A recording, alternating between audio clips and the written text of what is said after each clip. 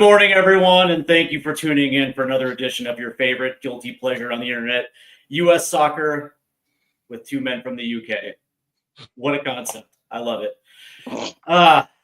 Seriously, right? So, anyways, I want to thank everybody for tuning in for the Saturday morning Spurs edition here on Stateside Footy. Of course, I'm your host, Steve Silver, and joining me today from the Irish Hotspur is Dave Harris. Good morning, Dave. How are you doing? No, good morning, Steve. Hopefully you're keeping well. I was supposed to be here last week, but wasn't too well. So glad to be here today, my man. I owe you one, so thank you very much. And I appreciate you making time, and I certainly hope you're feeling better this week. You've been a little under the weather so far in 2025, so I hope you're getting on a little bit better this week. Yeah. Also joining us from Spurs Diehards TTID is Drew Zilla. Good morning, Drew. How you doing, buddy? What's up, bud? I'm doing well, thank you, sir. Doing well. Good to see you. Good to see Mr. Harris, as always. So looking forward to chatting Spurs. It always amazes me. It doesn't matter how early I seem to get up each day or any day. I think to myself, I'm not going to be able to do this. And then as soon as I hear music and the computer comes on and stuff, I'm like, okay, let's talk football. So it's all good. Absolutely. And so I wanted to first off by saying, make sure you like and subscribe because this channel is definitely growing. And I'm actually happy because we got a little new background logo and of course the new theme song as well too. And there is nothing better than bangers from the U.S. men's national team to open up my Saturday morning. Listen, there's just certain things that just bring a smile to my face, and seeing absolute bangers from Clint Dempsey and Landon Donovan, that's just the best, man. So, all right. So let's go ahead and dive into it because we do have a few news and notes, things that transpired over the week, and let's go ahead and dive into it. First and foremost, the young man Lucas Bergvall signs an extension, tying his development to Tottenham Hotspur. And I think this is two things. Number one, first and foremost, congratulations to Lucas Bergvall. He'll stay at the Tottenham Hotspur Stadium until at least 2031. This gives them an absolute raise, but it also means that if Tottenham Hotspur decide in the future to part ways with Lucas Bergvall, it means his resale value potentially goes through the roof, meaning that it's a win-win for everyone involved. So first and foremost, let's start with Mr. Dave Harris. Your thoughts on Mr. Bergvall's extension? Look, Bergvall's, I think, has earned his new contract extension, to be honest with you, and it's good to see that it's a long-term extension. Now, this can be viewed two ways. You look at the problems that Tottenham might find themselves in this summer, whether they're able to act or not. I think, one, it sort of increases the value of Bergvall if anyone is thinking about coming in and making a bid. But also, he was only on 15K, so I presume he's probably tripled his wages, I would argue, maybe off the back of this season, which means any potential suitors coming in for him then, there won't be that urgency for him to jump ship unless they're willing to maybe match the wages or, again, double them. So I think it sort of future-proofs Tottenham and Bergvall at Tottenham to a certain degree. But then I also question, is there a lot of interest in the guy? And I've seen smaller clubs do this. That's why they give the guys the new contract so that they can get much more of a transfer fee out of it.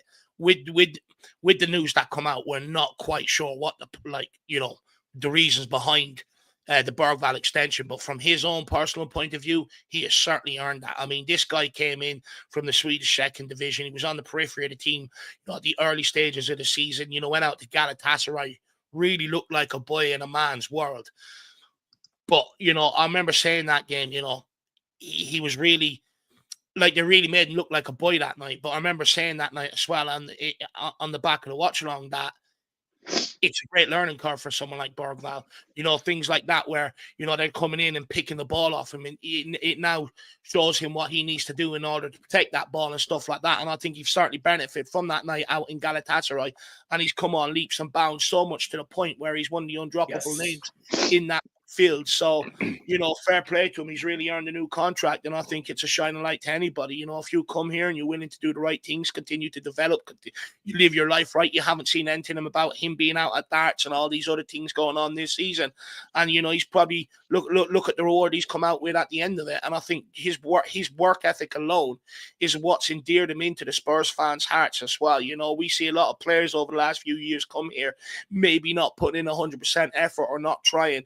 This guy has done that, and I think he's really, that work ethic endeared himself into the Spurs fan base so much to the point that we're actually willing to give him time to develop. Everyone knows he's nowhere near the finished article, but people want him in the lineup week in, week out, and they're willing to give him that to develop, which I think, you know, speaks volumes to Lucas Bergvall, because you look at a lot of other players, they don't seem to get that good grace from the fan base. You know, the fan base don't really give them too long. So I think massive credit to Bergvall. And, you know, for an 18-year-old kid to come here this season and be the shining light in what is such a shit show at Tottenham Hotspur as well, actually speaks to maybe the mentality of the guy. And that's why I think many people also think that he's like, as they sort of agree with what Glenn Hoddle said, that this guy, you know, if you look how good he is now, imagine what he's going to be like when he's 22, 23, 24 years of age. And I think many people subscribe to that notion as well, with given that his consistent performances compared to some of the senior players around the football club and stuff like that. You know, I think he's completely earned it, and fair play. If it is a case that Tottenham are looking to keep this guy and they're not just looking to increase what they can get for him, I think he is certainly one of the guys in the midfield at his age that you could look at and say, right, let's sort of build around this. Let's get the right components around this. Yeah, you know, the interesting thing though is, and I've seen this time and time again, especially with young players, that when they actually get the extension, when they get a little taste of the money, they tend to take their foot off the gas a little bit. And that's my only worry. It's all of a sudden complacency comes through the door. The comfortability comes through the door, because now they essentially can get whatever they want. That for me, that's a little bit of a scary notion. But that being said, though, one of the things that I like about him, as you mentioned this, is the fact that his development has increased so rapidly over the course of 4 or 5 months that he's become almost a little bit of the engine in the midfield. That dude's motor, that dude's ability to get in 1v1 challenges and come away victorious.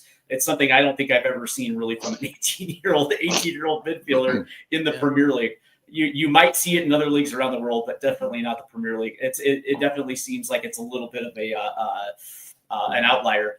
Drew, let's get to you now. First and foremost, when you heard the news that Lucas Bergvall got his extension, what were the first things that crossed your mind? Finally the club are doing something, like tying this guy down. I mean, I know he was already on a decent contract, so it's not like we were likely to lose him anytime soon. But I mean, I think it shows that the club understand how good potentially he can be. I think a couple of standout moments for me was there was a couple of moments where, was it him that pointed out to Bentancur to come and say thank you to the fans after a terrible loss? I think he showed real age, you know, or real maturity beyond his years. And things like that sort of stand out. And I know, Steve, you mentioned the issue or the concern with once they get a little bit of a taste of money and things like that. And I just don't, with Bergvall, I just think he's one of those sort of anomalies that's a little different. I mean, forgive me if I'm wrong, but I've got a feeling, isn't it, his mum and dad were professional sports people to a certain extent. They're all over living with him as well. Yeah, and I just think it runs in the family. I just think all of them have probably got that mentality monster mentality where, you know, if you don't go looking for the money, you go and be the person and the player and the prospect that you can be. You get better and better because that's just what you are. That's how you've been made, and the money follows people like that. Correct. You don't have to chase it, you know. So if his parents are going to keep him in line, sounds like his younger brother is starting to follow the same sort of path. You just see it with this kid. I mean, it's Maddison mentioned it in his presser the other day. As soon as he got there, he was buzzing around like a bee. Do you know what I mean? Just wanting to be up in everybody, just asking questions, just integrating himself. That's one word you don't hear very, you know, some players, they're there for a living and they're there to do their job. And some players, you feel that they want to be part of more than just their 9 to 5. Do you know what I mean? And I just get that vibe from him. I know he's been hanging around a lot with Kulusevski. I don't know if anyone else knows, but when he signed his contract, he already looks bigger. Like you can see he's been in the gym. Yep. That's only going to benefit him from a strength point of view, from being able to carry the ball. Like you say, 23, 24 years old, you just wonder what he could potentially be. And this is one of those things, right? I'm already kind of at the point where I'm like, if this guy's here for 6, 7, 8 years, like I don't want this guy to leave. I want us to build the next 2 teams around him. Do you know what I mean? I think he's that good. I think you put him in the young prospects team with your Pedris and your Yamals, and like he's in that group of up and coming young teenagers. Go on, Dave. I think a great point you make, in answer to Steve's question about, you worry, because Steve is right to pose that question, right? He's got that sort of contract now. He's going to be on decent wages. Will the lifestyle sort of take him away from the focus? But I would argue, if he went for the money, he would have went to Barcelona. I do think that him and his camp sort of thought about it and saw themselves getting into the Tottenham team quicker, then into that Barcelona team, getting more game in the Tottenham team at his young age, which is what you need when you're a young player developing. You need game time. You need a manager that's going to trust you. And I think he's pinpointed Tottenham as getting more game time at this young age. And I think, to Drew's point, I think he backs himself. If I go here, I perform well, and everything else, the lifestyle, the money, and everything, that'll all follow. But I think, from my understanding, he's got his parents around him, and that they really do sort of keep a good eye on him, and I don't think they will let this guy get carried away. I think they'll keep him in line, to a large degree. And I just think Drew's point is absolutely spot on. If he was chasing the money, he would have went out to Barcelona. They would have been able to give him more than what we were offering, and I'm sure once they got wind he was coming to Tottenham, they would have contacted his camp and said, right, we'll beat their wages or double whatever Tottenham's offering you. And I think the guy's looked after his own career and his own development by coming to Tottenham, knowing he would get more game time, and it would be easier to break into the Tottenham team than the Barcelona team. Because this is one thing that annoys me sometimes with youngsters. Sometimes I see a 17, 18-year-old make this big, massive step up to, in years gone by, to the likes of your Chelsea's, and never ever going to get into team, never ever going to get game time. And then all of a sudden there has, no one speaks about them for 2-3 years. They're being loaned out here, there, and everywhere. And it's not what you want. Like, if you're signing that a 17, 18-year-old and you're moving to a club, it's got to be within a view of taking that next step, that next development. It's something that happens a lot with Irish players going over to England. They're playing here in the League of Ireland. They go to England. They're playing in academy football, and they can't handle it. It's such a step down and stuff like that. And they end up losing their way, to the point where they're coming back to the League of Ireland and they're 23, 24 years of age, and they're never, ever going to get back to England at that point. So it's sort of like, I think Bergwall's took the right step in his career there. I think Drew's absolutely spot on. Quick question before we move on. Do you think Lucas Bergvall has passed Archie Gray in the development curve? Because during the summer transfer window, Archie Gray was billed as that essentially ready-made prospect, having all the first team minutes with Leeds, being able to play multiple positions, as we've seen. But over the course of this, as the season evolved, you've seen Lucas Bergvall get far more minutes than Archie Gray, especially over the last couple of months. So that begs the question, especially with the new contract, does that signify that Lucas Bergvall has passed Archie Gray on that developmental curve? Look, I think Lucas Bergvall had the bigger scope for development when coming here, because he was a relative unknown. He's coming from the Swedish second division, and it's a massive step up. So if he could accelerate quickly, it was always going to get more recognition than someone like Archie Gray, because Archie Gray, like you said, we sort of signed as an 18-year-old ready to go now. And look, I think how the season has panned out, maybe it can look like that, but I make the argument when it comes to Archie Gray. I know everyone's unhappy that he's played across the back line, but I actually think it signifies the player that he is, how good he actually is.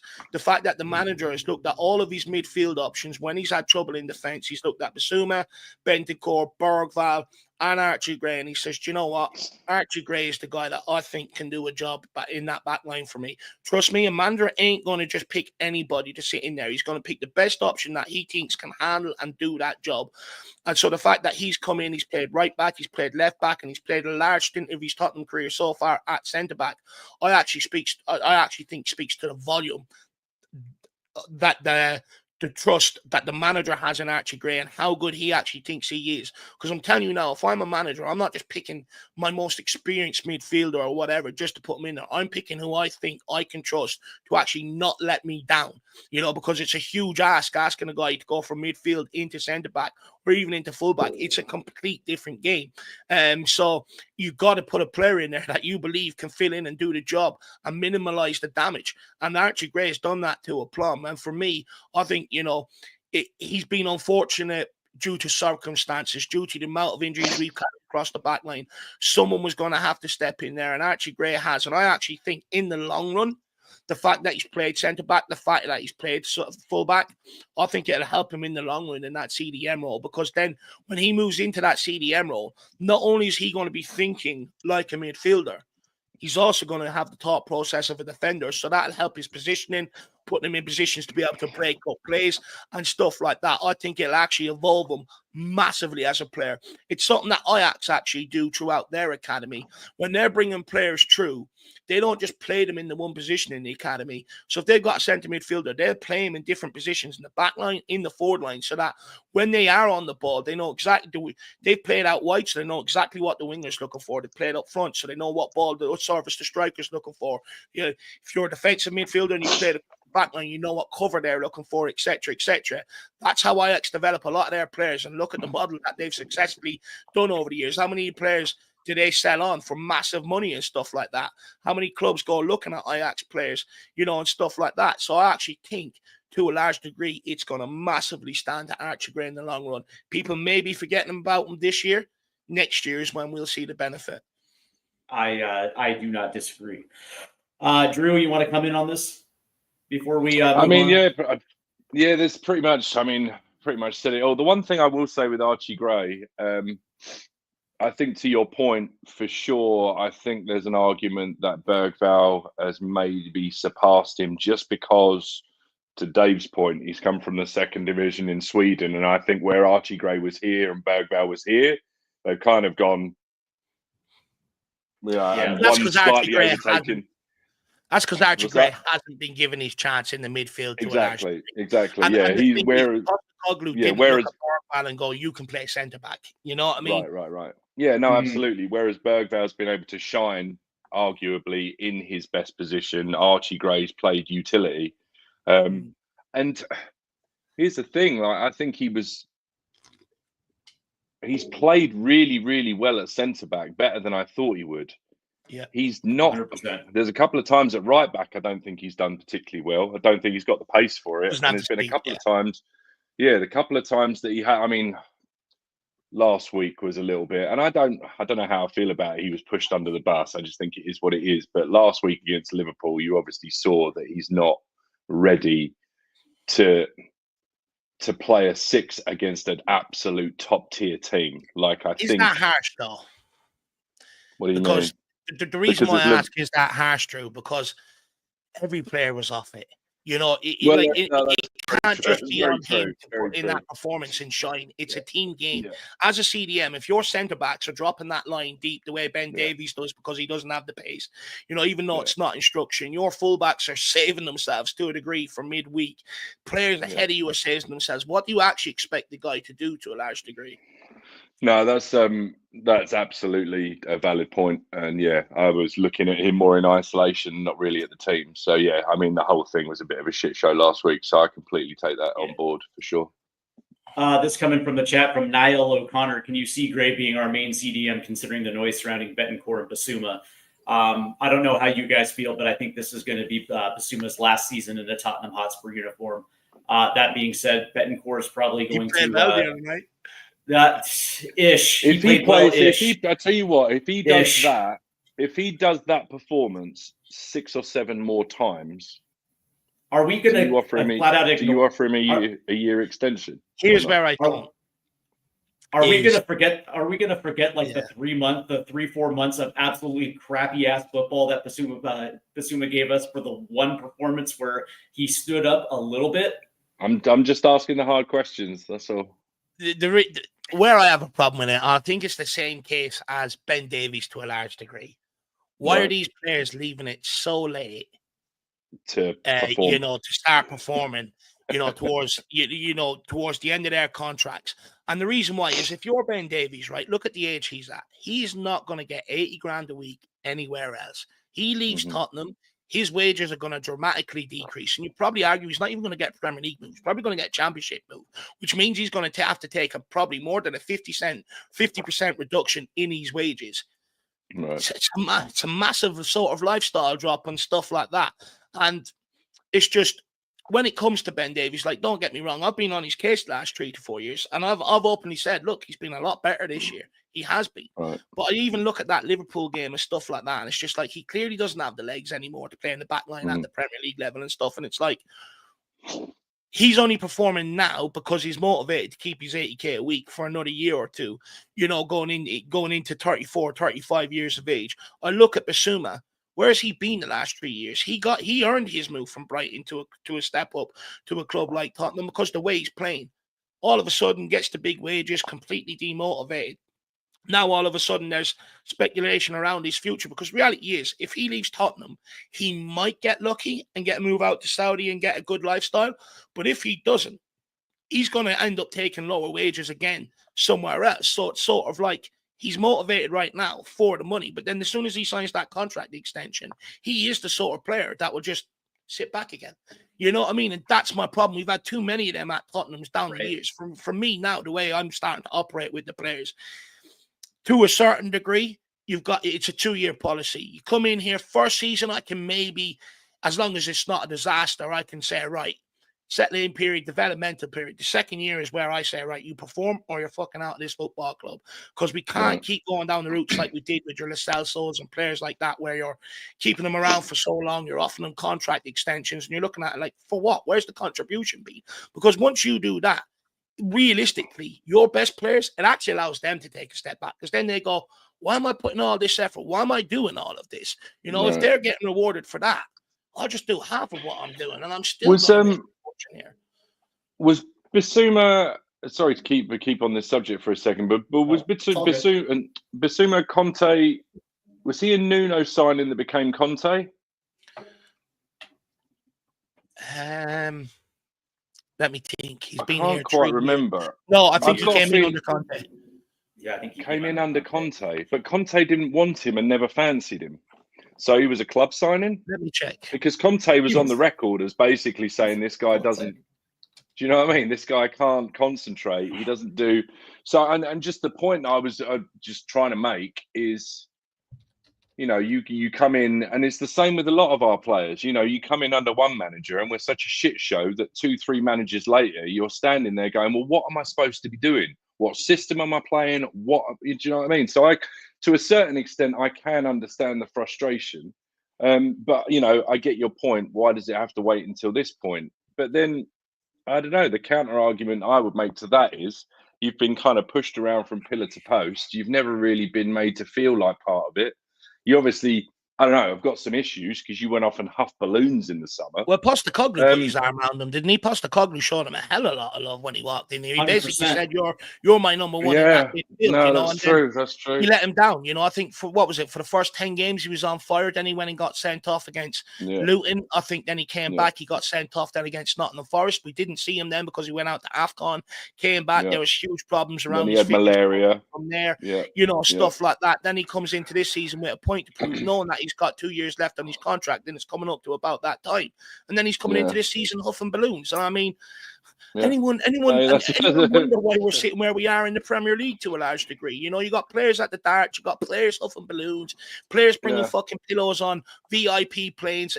It's honestly, and we wonder why we are where we are, and we think these players aren't in their comfort zone. Of course they are. It stinks of it. And the thing is, they haven't even earned their right. And to be honest with you, it's not even about earning your right. Teams that win things, teams that have ambitions of, competing on multiple fronts every season, they don't hit the comfort zone. That's why they're there. Correct. Yeah. Correct. You know what? As a matter of fact, there's expectation levels, not just on the pitch with play, but also how you conduct yourself inside the training center, and also when you take your show on the road. There are certain behavior expectation level that I actually believe that there's this old saying, and that's the prisoners are running the prison.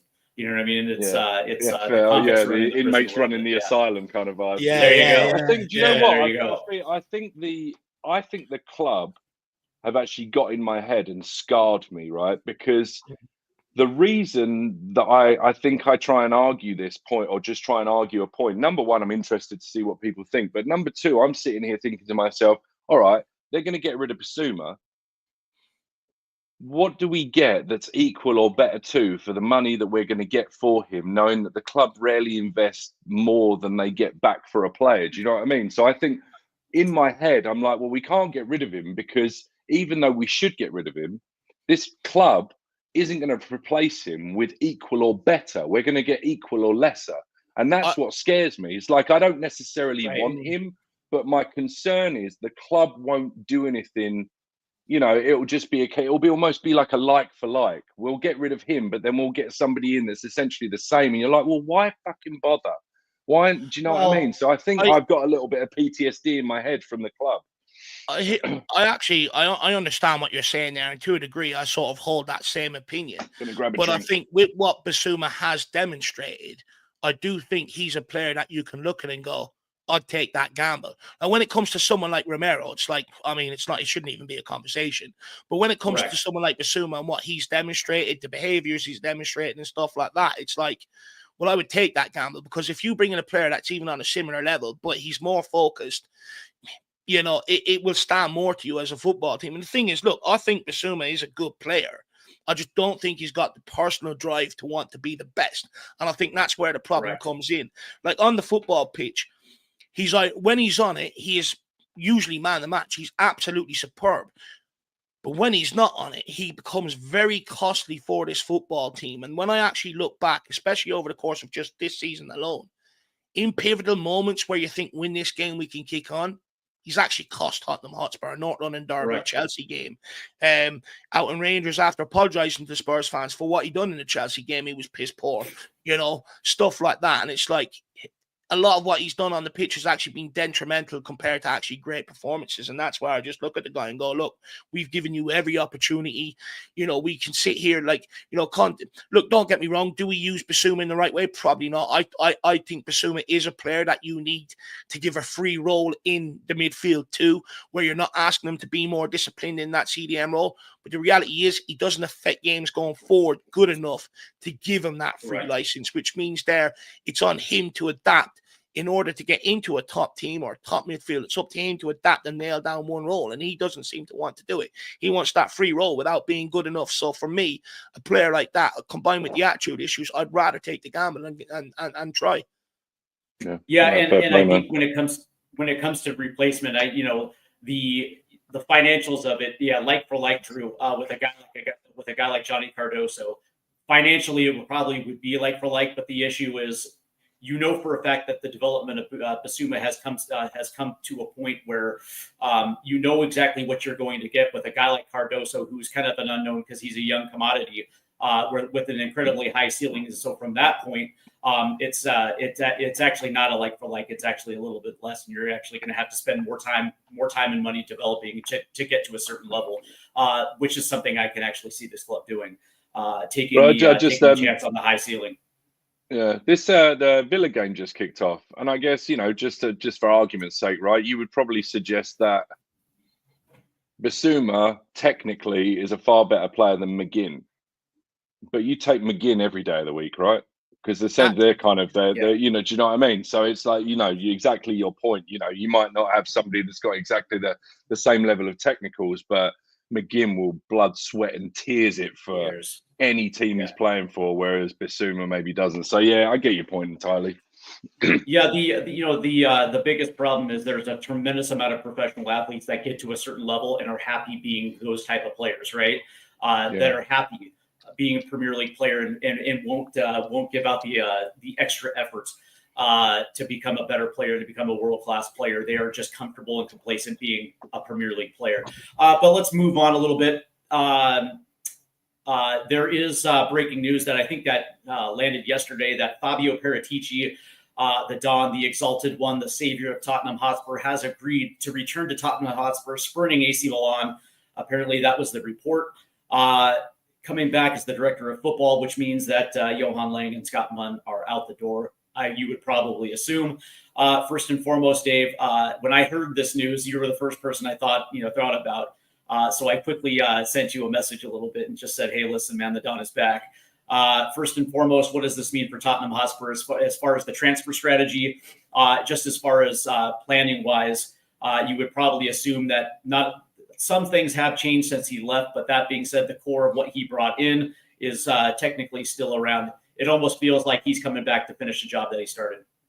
Well, I mean, the core of what he brought in is the core of what the 11 that the manager uses today is the core of our best players.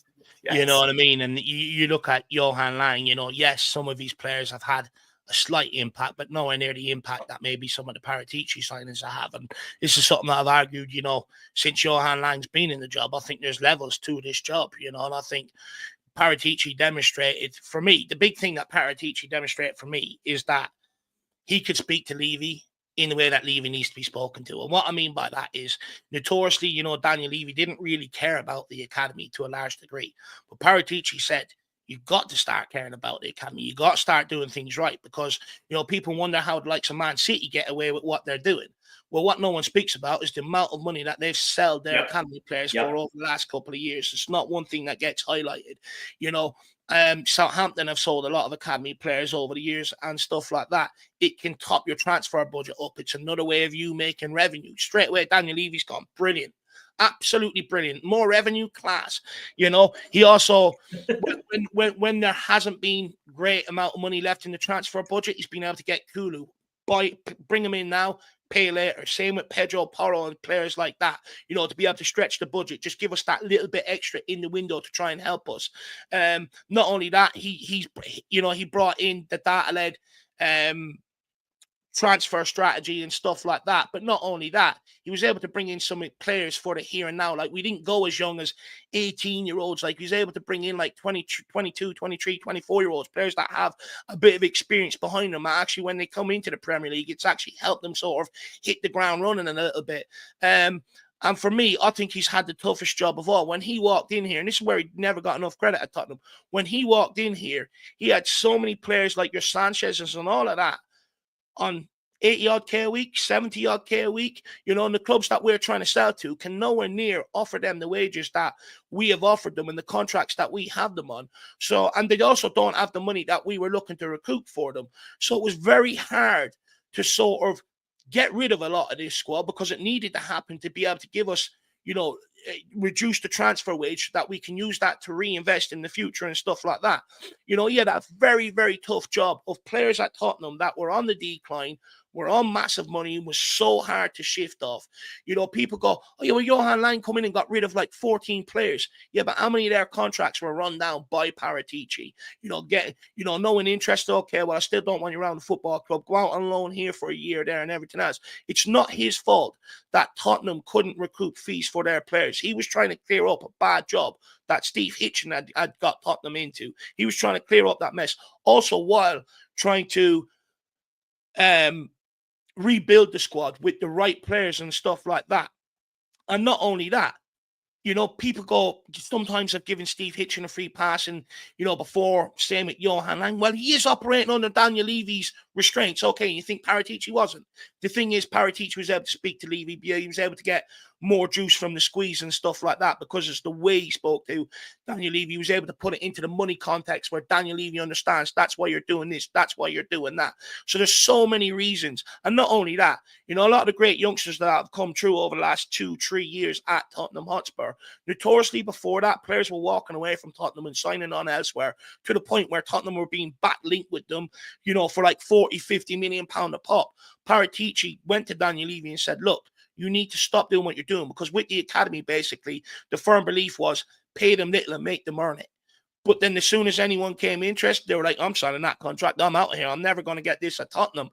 But Paratici said, look, if you want to keep your best players around here, your best youngsters, which you need to, because you can't keep registering 4 or 5 goalkeepers to get through the homegrown crisis when we're on Europe. you need to start paying them properly. We've done that. All of a sudden, they're signing on the dotted line. They're staying around this football club and stuff like that. You know, when they come, they go, oh, but, you know, he got it wrong with Nuno. I mean, Nuno's proven to not be a bad manager, right? You know, people go, he's got it wrong with Conte. Well, Conte is proven not to be a bad manager. In fact, he's nearly winning silverware at Napoli. So, actually, a lot of the people that Paratici brought to this club actually done well at this football club. Brought Gabonini in with them and stuff like that. The reality is, it's just this football club is a problem. But you even look at Johan Lang, you know, this guy has had 3 windows to help Postecoglou. And this is where I think it's gone wrong massively this season on the ranch. Last January, when we had the AFCON, Son was out at the Asian Cup as well. And we had a load of injuries. Postecoglou needed help. We brought in Timo fucking Werner and Radu Dragusin. So he gets by, go into the summer, you're like, right, now's the time. 3, 4, 5 quality players if we can. Let's kick on. We go down a route where we're bringing in all these youngsters, you know, and I could see the alarm bell started ringing for me straight away. I could see the disaster we're walking into. Then this January coming into it, Postecoglou spoke about the need of leadership, you know, in the squad, which means you have to go and buy that. He frequently asked for help in January. He mentioned the forward line a couple of times and stuff like that. What do we go and do? We go and sign more youngsters. I mean, when we're in the positions we are and we're only bringing in youngsters, how the hell is that going to help Tottenham in the predicament we're in when you're bringing in guys that you need to develop along a journey? And if you're looking to bring in guys to develop, you've got to be in the right frame to be able to do that. Teams have got to be going well if you really want to maximize their potential. But when you're bringing these guys in to fix everything that's gone wrong on the football pitch because of injuries and everything else, you are always setting the guy up for failure. And that's where I think a lot of it's gone wrong under Johan Lang. I think he knows how to sell the Premier League dream to people that have that dream, but he doesn't know how to sell Tottenham Hotspur. And that's what you have to do when you're going after players 24, 25 years of age. You've got to convince them that the next 5 year, that 5-year contract they're signing, this club is going in the right direction and this is the club that they need to come to. He has failed in that aspect so many windows. And I'm absolutely delighted that Paratici is signing back on the dotted line. Look, it's not Daniel Levy's fault that the ban came about. He had to do something about it. Look, I don't think he should have ever gone for Johan Lang in the first place. You look at how Aston Villa kicked on since they've got rid of him. They brought in Munchie. Look at the signings they're making to elevate the squad for the manager and stuff like that. That's why Johan Lang has to go and Paratici has to come back in here. You know, Drew, now if reports are to be true that Tottenham are going to be in a position where they have to sell before they have to buy, Paratici is going to have a little bit of a dilemma on his hands, considering that for a guy like Richarlison, who has been constantly injured, you know, the reports are that he wants to stay in the Premier League, but he's almost an unsellable player because to the fact that well, quite frankly, he can't stay on the pitch, or a guy like Yves Bissouma. Who has consistently regressed in his Tottenham Hotspur career. That being said, if that is if those reports are to be true, and when you look at the players who are most likely going to be earmarked for sale, a lot of these players have problems, and so the resale value on some of these players are going to be tricky to move. What do you think that Paratici's strategy is going to be to try to trim the fat off this roster? I don't think we know the answer to that until at the very least the 22nd of this month, after we've played in the final, because there are 2 very, very distinct pathways for this club. There's the path where we qualify for Champions League, and I mean, there isn't necessarily a windfall directly from that. I mean, you win the prize money for the Europa League, you don't get more money for qualifying, but you know that you have the windfall to come from next year. So you can at least bank on, the revenue from the 8 extra games as well as what's to come. But that's going to be next year, though, right? Right, exactly. So this year, I mean, he's either going to have to. I think it's two pretty stripped down versions, to be honest. You've got the really, really stripped down version where maybe a couple of these players actually have to hang around, even though we don't want them to. And he has to be really clever. And you basically do how when you're trying to pay off your credit cards and you go the one with the least balance to the one with the most balance, and you just pay off the least one, you pay off the least one, you pay off. We're just maybe going to have to, do that and just get rid of a couple. I mean, the hope is that we qualify and there's a little bit more breathing room. I mean, Paratici being Paratici, I think he's probably got a couple of aces in his pocket, right? He's going to. I think we, as a club, have a big issue when it comes to loaning quality players. I think other teams seem to be able to do it. I'm even take Aston Villa, for example. I mean, right, unfortunately, Rashford looks like he might have been injured for the rest of the season, but they managed to loan in Rashford and Asensio. Yeah. When have we ever loaned in players of that sort of caliber? Like, it usually ends up, I mean, apart from Gareth Bale, but even that, he was sort of, in the prime, in the twilight of his career, although he scored 16 goals. But I think we miss a trick sometimes. There's a couple of players out there that would do a job for us that we probably could get on the loan. And the likes of your Paraticis over your Langers, I think would probably be more inclined to be able to get those jobs done or get those deals over the line, like your Bentancur and your Kulusevskis. So I just think I'm inclined to agree that the club, having watched a few videos, having looked at the numbers and having the sick understanding that I have in terms of like cash flow, I don't think we're going to be able to go out and spend, 200, 300 million. I'd love it. I just don't see it being a thing. So I think he's going to be clever. He's going to call in some favors. You might get a couple of youngsters and you might get a couple of veterans, but we're not going to, I don't think he's going to go crazy. The reason why I asked that, Dave, is because we have seen Paratici over the last couple of months on the road at Tottenham Hotspur Stadium, and I'm assuming Daniel Levy has already let him into Hotspur way to evaluate trading as well too. So you would probably assume that there is a strategy in place for when he actually steps into that role and he can hit the ground running. And if that is players exiting first, I would probably assume there has to be some sort of strategy in place to actually maximize the value on some of these resales, knowing that potentially some of these guys are damaged goods. I would probably assume that the only guy that actually has been able to make it through the season without significant injury is Manor Solomon at Leeds.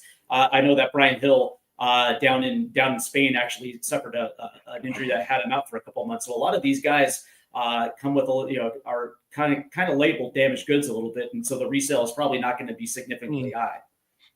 No, it's not. So I think, look. The reality of the situation is I don't think Daniel Levy comes out with that we have to buy before we buy and all that sort of nonsense.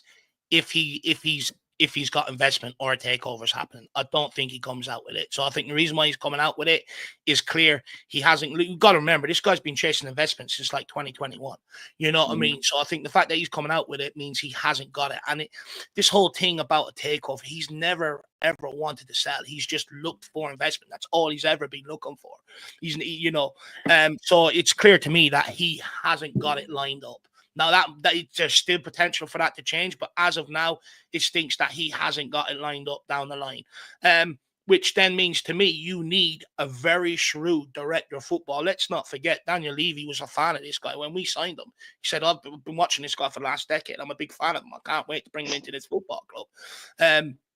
And I think the plan, look, me personally, I always think the plan was to bring him back after his ban.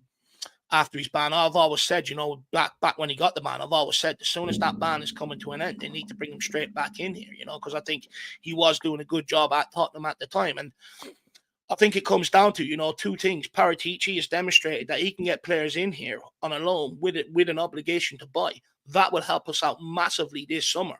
To Drew's point, he'll probably be able to help us actually get us in the room with PSG to be able to negotiate a loan deal for one of their superstars that maybe are on the periphery of the squad. That honestly, connections in the game matter. Johan Lang doesn't have the connections in the game. He came up from Aston Villa from the Championship with them. And, when it came to the point of wanting to kick on, he wasn't able to get them players in the door that they needed. They brought in Munchen. That's why they were able to get in, even in the room for Asensio, because that guy was at Sevilla operating for Emery for years. He's been around there. He has the contacts in the game. He knows how to get in the room and structure the deals, in favor of these guys to schmooze them and say, okay, we'll accept that. Johan Lang doesn't have that. Everyone looks at Johan Lang and says, who's this mug? We'll take advantage of him as soon as he walks in this door for negotiation. With Paratici, when he walks in there, he already puts them on the back burner. He's look, guys, you're not going to use. What are you going to do? You're going to keep paying his wages, or do you want to give them to us? And we can try and develop, bring him over here and take the gamble, see if he plays well and stuff like that. And if he does play well, by the way, we'll actually give you a fee for the guy. There's massive difference. And I've always said that, Johan Lang, I don't think he knows how to negotiate. And with us heading into the financial situation that we're heading into the summer, which I think is only going to be temporary. It's probably only going to be this window, even though it's not acceptable, especially where we are. This club needs massive investment on the pitch over this summer. But if we are cash stricken, like we're led to believe, you have to have a guy that knows how to manipulate the window, and that's Paratici. I'm sorry, Johan Lang has had 3 windows. It's more than enough to demonstrate that he doesn't know what he's doing. Since his 3 windows, the club has fallen backwards. Yeah, who's still without a club as well, apparently. I've just been doing a little bit of Googling. According to a report that came out in March, Gabonini is also still without a club and has apparently still been working behind the scenes doing some bits for Tottenham as well. So they could be getting that. They could be getting the whole band back together. Well, Paratici was an advisor for the 2 years at Tottenham. Even though he was banned, he was still an advisor to the club for the 2 years. Yeah, and Dave, you talk about connections. Obviously Paratici's grounded in Italy, so that's kind of obvious. But it's also Spain, Germany, Argentina, Brazil, Colombia. I mean, this dude's connection isn't just Europe; it's worldwide.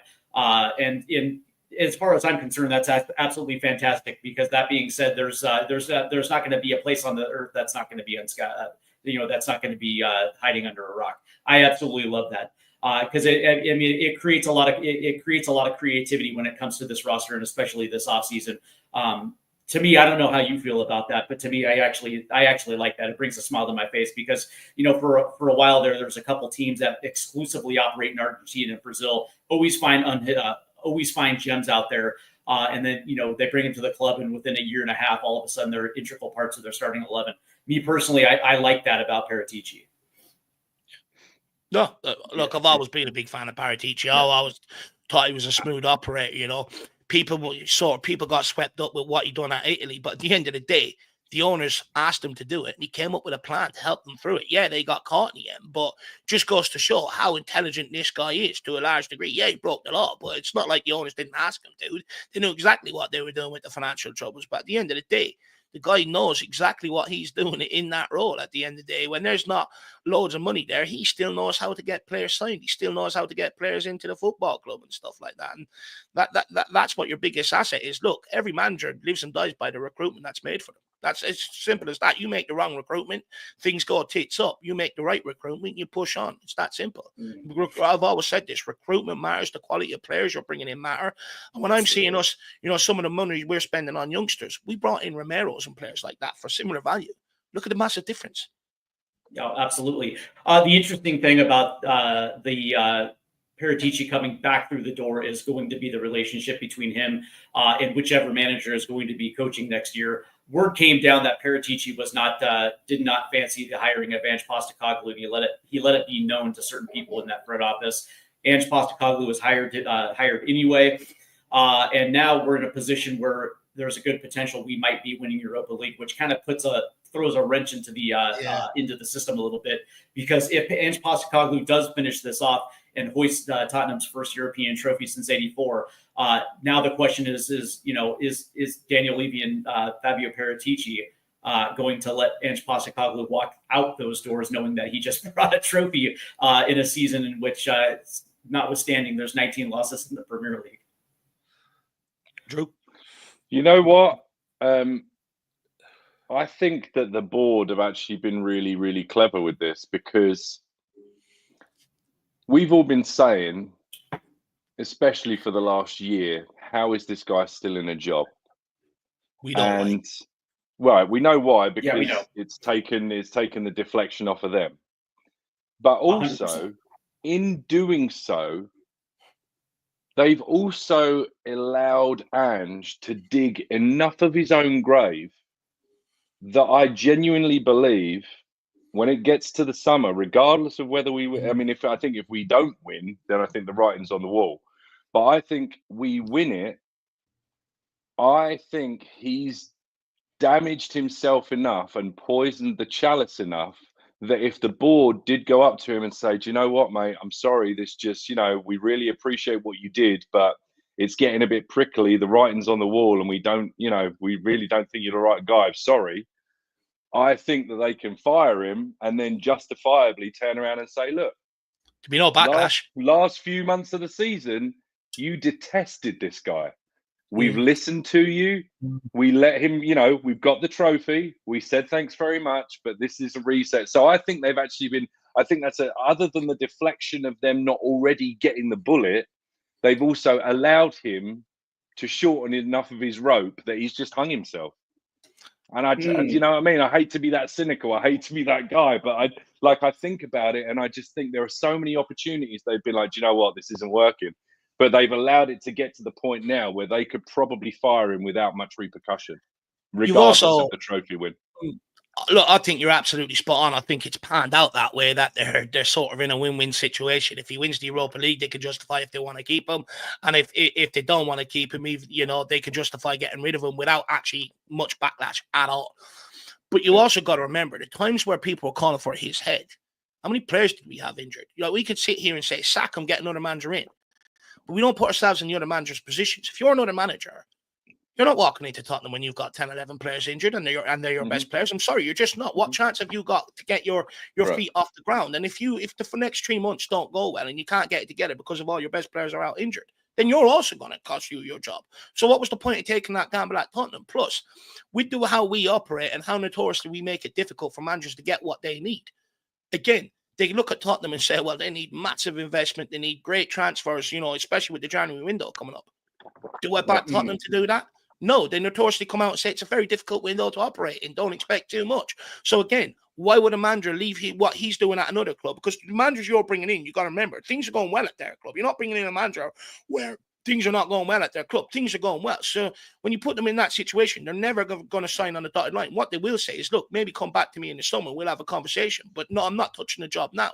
So in effect, they were never, ever going to pull the plug on Postecoglou back then because they didn't have anybody else of a decent caliber to be able to come in. That's just the harsh reality of the situation. Even coming towards the back end of this season, the fact that Postecoglou is out there providing a shield for the board, for the recruitment team, for all the players, why would anyone in the club want to get rid of him? It's perfect. Things are going so bad, and none of them have to take accountability whatsoever. And they're just letting this guy take the accountability. If you're Daniel Levy, you sack him now, you all of a sudden ramp up the numbers for the protests that are being organized. More and more people turn up for them. You keep him in until the summer or till the very last minute. Then you sack him. All of a sudden, then it's the transfer window. New manager, new players coming in. There's no games, there's no events on, so very little people are going to turn up to the protest because everyone's off doing summer holidays or relaxing from a shit show of the season. All of a sudden, you're in a new season. Everyone's hyped up again. So it's also timing. It's also that's why he's still in a job. And I've always said, if you people that have the question on why you want to know if Paratici is in a job or Postecoglou is still in a job, put yourself in the shoes of the guy that's sacking him. There's your answer. Right. Yeah, absolutely. And I guess that gets into our main topic. And of course, this week, there were a few articles that dropped going through detail by detail of Tottenham's financial situation. And it became clear to me that this is not a new problem. It almost feels like Daniel Levy has known this for the last couple seasons. And one of the interesting things about this article was the losses last season, the 2023-2024 cycle. Spurs actually ended up losing a considerable amount of money, and for the PSR cycle of 2002 to 2004. Spurs ended up losing $182 million. Now, a big part of that was the depreciation of the Tottenham Hotspur Stadium, and one of the biggest debt carriers in the Premier League, if not the world. Basically something close to $1 billion carrying in debt. I think the number is 835 million. And then when you look at the transfers owed, I think it's hovering right around $276 million, which is, I think, $155.7 million up from an all-time low of $83 million from 2019. And then all of a sudden we come out and we hear that, Spurs are going to have to be sellers before they're buyers. Now, one of the things that I found interesting about this, Dave, it was the fact that all of this debt is amortized over a period of like 50 years. All the interest rate payments that are due on the Tottenham Hotspur Stadium don't even come into effect until 2045. And most of these transfer fees that are owed are also amortized as well too over the course of the life of the deal. Meaning nothing is really going to be paid up front. All of these things are structured at low interest rates, giving Tottenham absolute flexible. I don't know how you feel about this, but that being said, when I read it, I was like, well, wait a second. Okay, so the math necessarily isn't mathing. Is this? I don't know. The way that I looked at it was a fugazi, man. It seemed kind of fake. It almost felt like a smokescreen to me. It answered a couple of questions about where we're currently at. Number one, that Daniel Levy absolutely knew this was coming on the horizon a couple of years ago. That's number one. And number two, it answered why Ange Postecoglou still had a job. Yeah, 100%. And so I'm going to kick it off to you. And I just want to know exactly what your thoughts about this was, because what's kind of interesting about this is, Daniel Levy is not a stupid individual. That dude understands numbers, and he knows how to structure everything into his benefit. And when I heard that, Tottenham were going to have to be sellers first, I'm like, well, wait a second. If you're screaming poor, but you have multiple outlets saying that most of all this debt is amortized, and it's going to be pushed out to a point where by the time payments are due, not only is it not going to be a problem, you're going to be able to cover it. For me, look, I sort of believe it to a large degree, and the reason why I sort of believe it is we owe so much. We've amortized so much. There still could be a point where you still have to pay off so much, every month or every week or whatever way they've got it structured.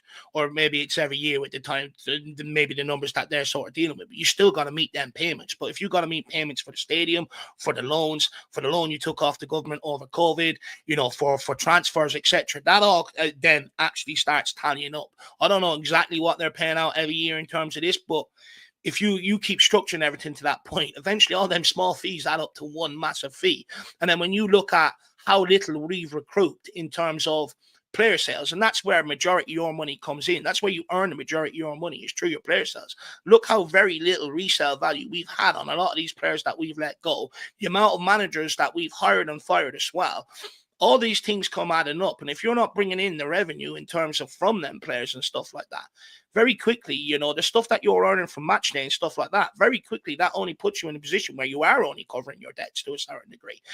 So I sort of believe it. Don't get me wrong. I think it's more of a temporary solution. But, I've said this a long time ago. If you're not selling your players on for resale value, I mean, it's going to come back to bite you. And from my understanding, I think TalkSport done a great breakdown with Simon Jordan and some other guy on.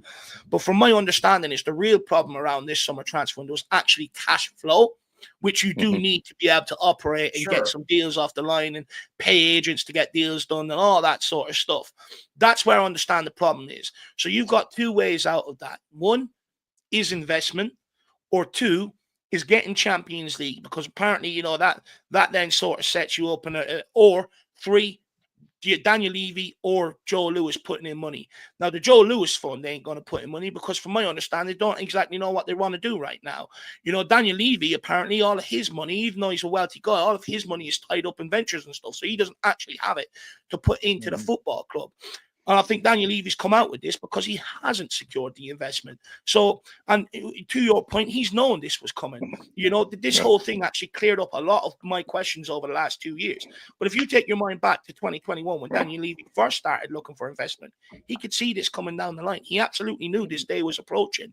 That's why he's been out there. You look how many names he's been linked with looking for the investment. That's why he's been out there looking for it. He knew with the little resale value and everything else, and the amount of stuff he's amortized and all, eventually it was going to come to this point. He knew that. You've got to remember, he's a financial guy and he's a trained accountant.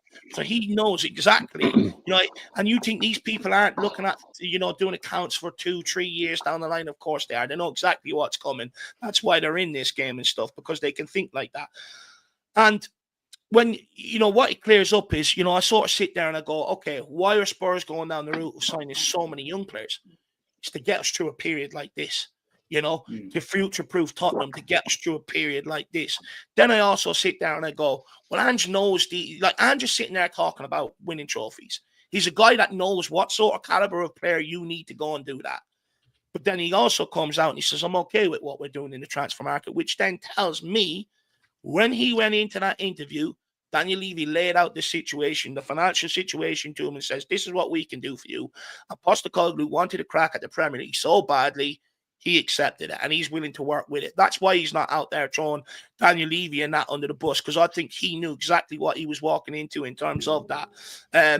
And also, then it also speaks volumes to why he's still in a job, right? If there's that understanding with Daniel Levy and that agreement, then it also speaks to why he's still in a job despite what's gone on. So I think it clears up so many things for me. I also think it clears up why we chose to ditch off the Premier League when it looked like we weren't going to get European qualification. I think everybody, or certainly Postecoglou and Daniel Levy, I think there's a recognition. Go for the Europa League, put all your eggs in that basket because we need Champions League next season so we can fucking move forward, so we can avoid this situation. So I think there's been a collective between them, and that's why we've binned off the Premier League, and that's why fans haven't understand it, because Daniel Levy hasn't really come out with any clarity around it, which only pushes more people towards the protest. You know, if he came out and he actually said this, you know, last summer or when he signed that and says, look, this is the reality of the situation, yeah, he still would have had people protesting, but I do think there would be a majority, or not majority, but there would be people out there who go, you know what, he's being honest, I'm going to work with him through this to a certain degree. So he hasn't earned that because of the way he's handled it, which is pushing more people down to the protests and stuff like that. So look, I fully agree with you. I think Daniel Levy definitely knew it was coming, but I don't think it's horseshit. I think we are seriously in this situation this summer. You know, one of the crazy things, Drew, is when you're looking over this, it's not necessarily about losses, because when you look at last year's losses relative to the average loss of a Premier League team, it was somewhere right in the middle. It wasn't exactly on the high end. It wasn't on the low end. And a lot of that was due to last year we didn't have Champions League. So it was 8 games we didn't have at the stadium, in a bigger stadium with bigger operating costs. Steve, so that not posted losses for the last 4 seasons on the trot, though. Yeah, correct. Right? Correct, but I mean the actual number of those losses relatively compared to losses of the big six clubs are very much below what would be considered what would be considered high losses. Sure. And a lot of that had to do last year compared to the fact that we didn't have European play last year, operating at a bigger stadium than White Hart Lane with far more employees. So you can understand there is going to be some operating loss, but the key here thing is revenue. Revenue, I believe, went up. Profits went up. The valuation of the club continued to climb. And to me, that's actually a big indicator that, okay, fine, you're going to have outlier losses. But that being said, this club still continues to gain,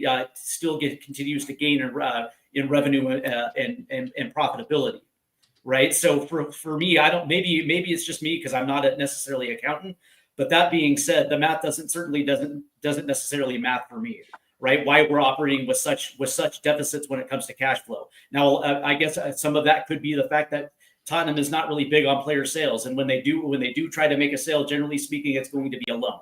When we're trying to get rid of players, it's generally we'll loan out with an option to buy. It's not necessarily a straight out loan, or like last year's loan move with Højbjerg to Marseille. It was an obligation to buy on the back end. But that being said, money's still going to be coming in, right? So that's the thing. It's like, for me, the math is not mathing. There's still going to be a positive cash flow coming in. Whether it's going to be specifically in 2024-25 or the summer 2025, there's still going to be a positive cash flow income.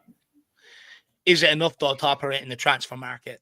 That's the thing. Right. You know, once you pay off all the debts that come calling, is it enough to operate in the transfer market? Just one player as an example, Ndombele. Paid what, nearly 80 million for him? What did we recoup for him? That's a massive 80 million deficit somewhere in the budget that has to be made up. Right. Right. Well, that was 100. Overall, that entire thing, I think, was like 120, 130 million, right? Because it was 67, 68 million transfer fee plus all of his wages. So that ended up being $120 million or 120 million pounds that we essentially just pissed up the wall.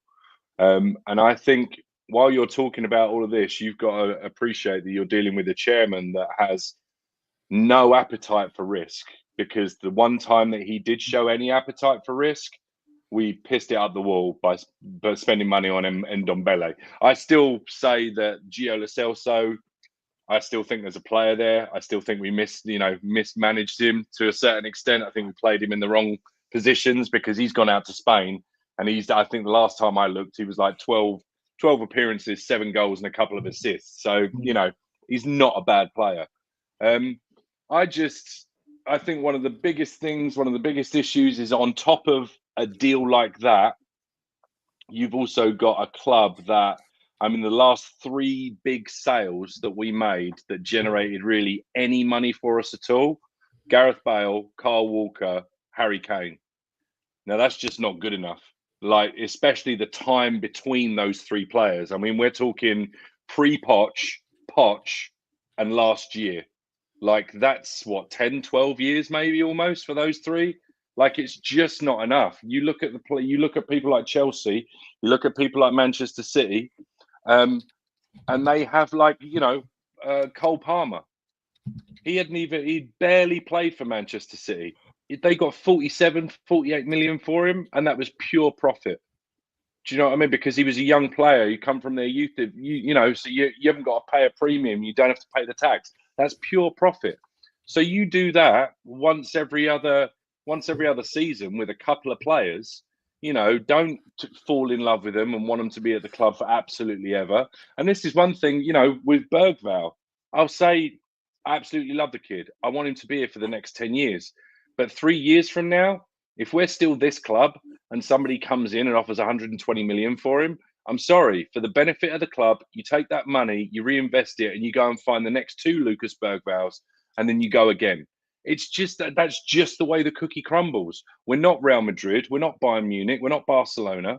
You know what I mean? I'd like to think that maybe one day, potentially, I saw a list the other day of all the teams in England, like the most championships to the least. We're not even on that list.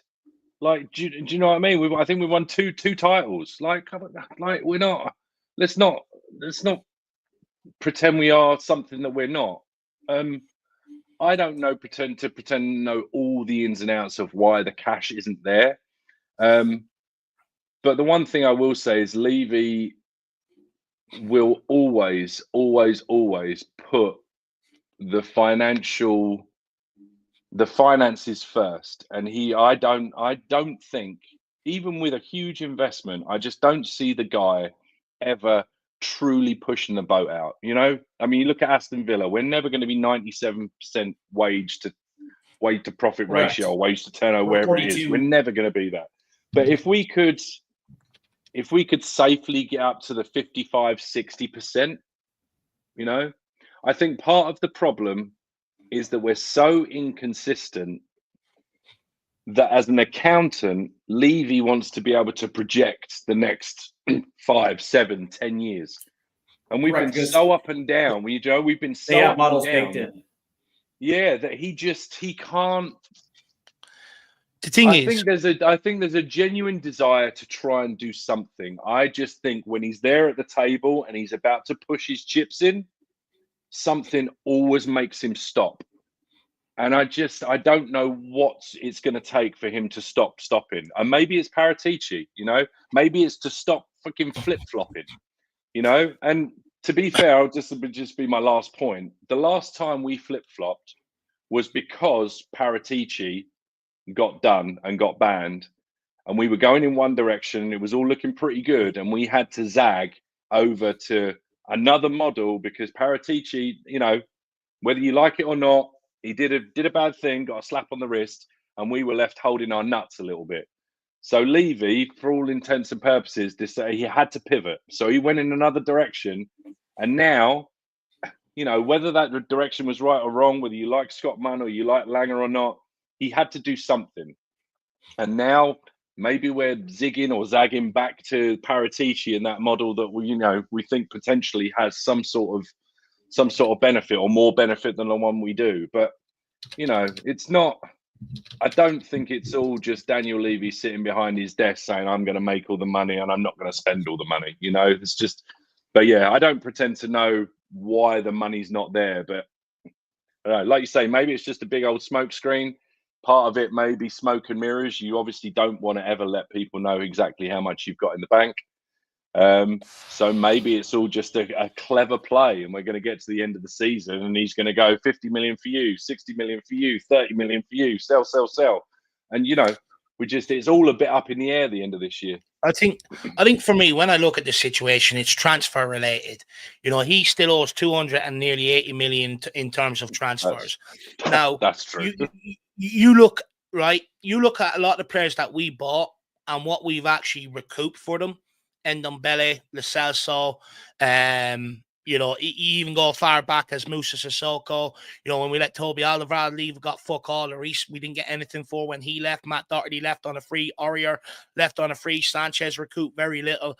Lucas Moura recouped very little. You got to remember, we paid some massive fees for some of these guys. We paid transfer fees for these guys, and we haven't got anything back. Not only that, we've also laid out massive wages. But when, if Daniel Levy, the way he is, he's not going to sit there and keep investing in transfers when he's got nothing coming in. And I think that's where our whole issue is. We owe money for players that we didn't recoup anything. If we recoup something for it, Daniel Levy can go, right, well, there's 20 million wiped off future. I can guarantee now that's 20 million I can put to the transfer budget this summer. This is the way he sort of operates, But the fact that he hasn't recouped anything, he still has to find the money to pay it, regardless whether he recouped or not. And I think that's where the big problem comes in. He's not going to keep pumping money into transfers when he's not getting anything back for what he's selling. Now, you would argue a lot of it is his fault. Mismanagement of the situation. If you're thinking in terms of your squad moving forward, you're offering players like Winks contract after contract when he was injured, raising his wages to a point that when you're looking to sell him, it's very hard to get decent money for him. But us, because the clubs that are paying, they go, well, we could pay you 30 million, but we're only going to pay you 20 million because look at the wages he's on. We're going to try and subsidize that somehow. So the reality is it's transfer related. When you're not taking anything back in for the massive fees that you spend in the future, you're always going to put yourself in a situation where you have to go, I'll have to pull the reins this summer. We're going to have to try and be a little bit smarter, a bit more clever this summer, because it can't keep doing this. Eventually, it's going to pile up. And that's where our issue comes in. Dave, I don't know how you feel about this, but I always look at Tottenham Hotspur kind of modeled after American teams. A lot of American owners put a lot of are very much risk averse, but they put a lot of emphasis in revenue and profit and the sustainability within the club. And when you look at Daniel Levy, he prides himself on club sustainability. The only difference between an American team and say somebody from the Premier League is you do have those additional revenue drivers with player sales and academy sales. And you would think that Tottenham would actually prioritize those two in these type of situations. But that being said, one of the things that I look at is debt, total debt, debt to player, player wage ratios and things like that.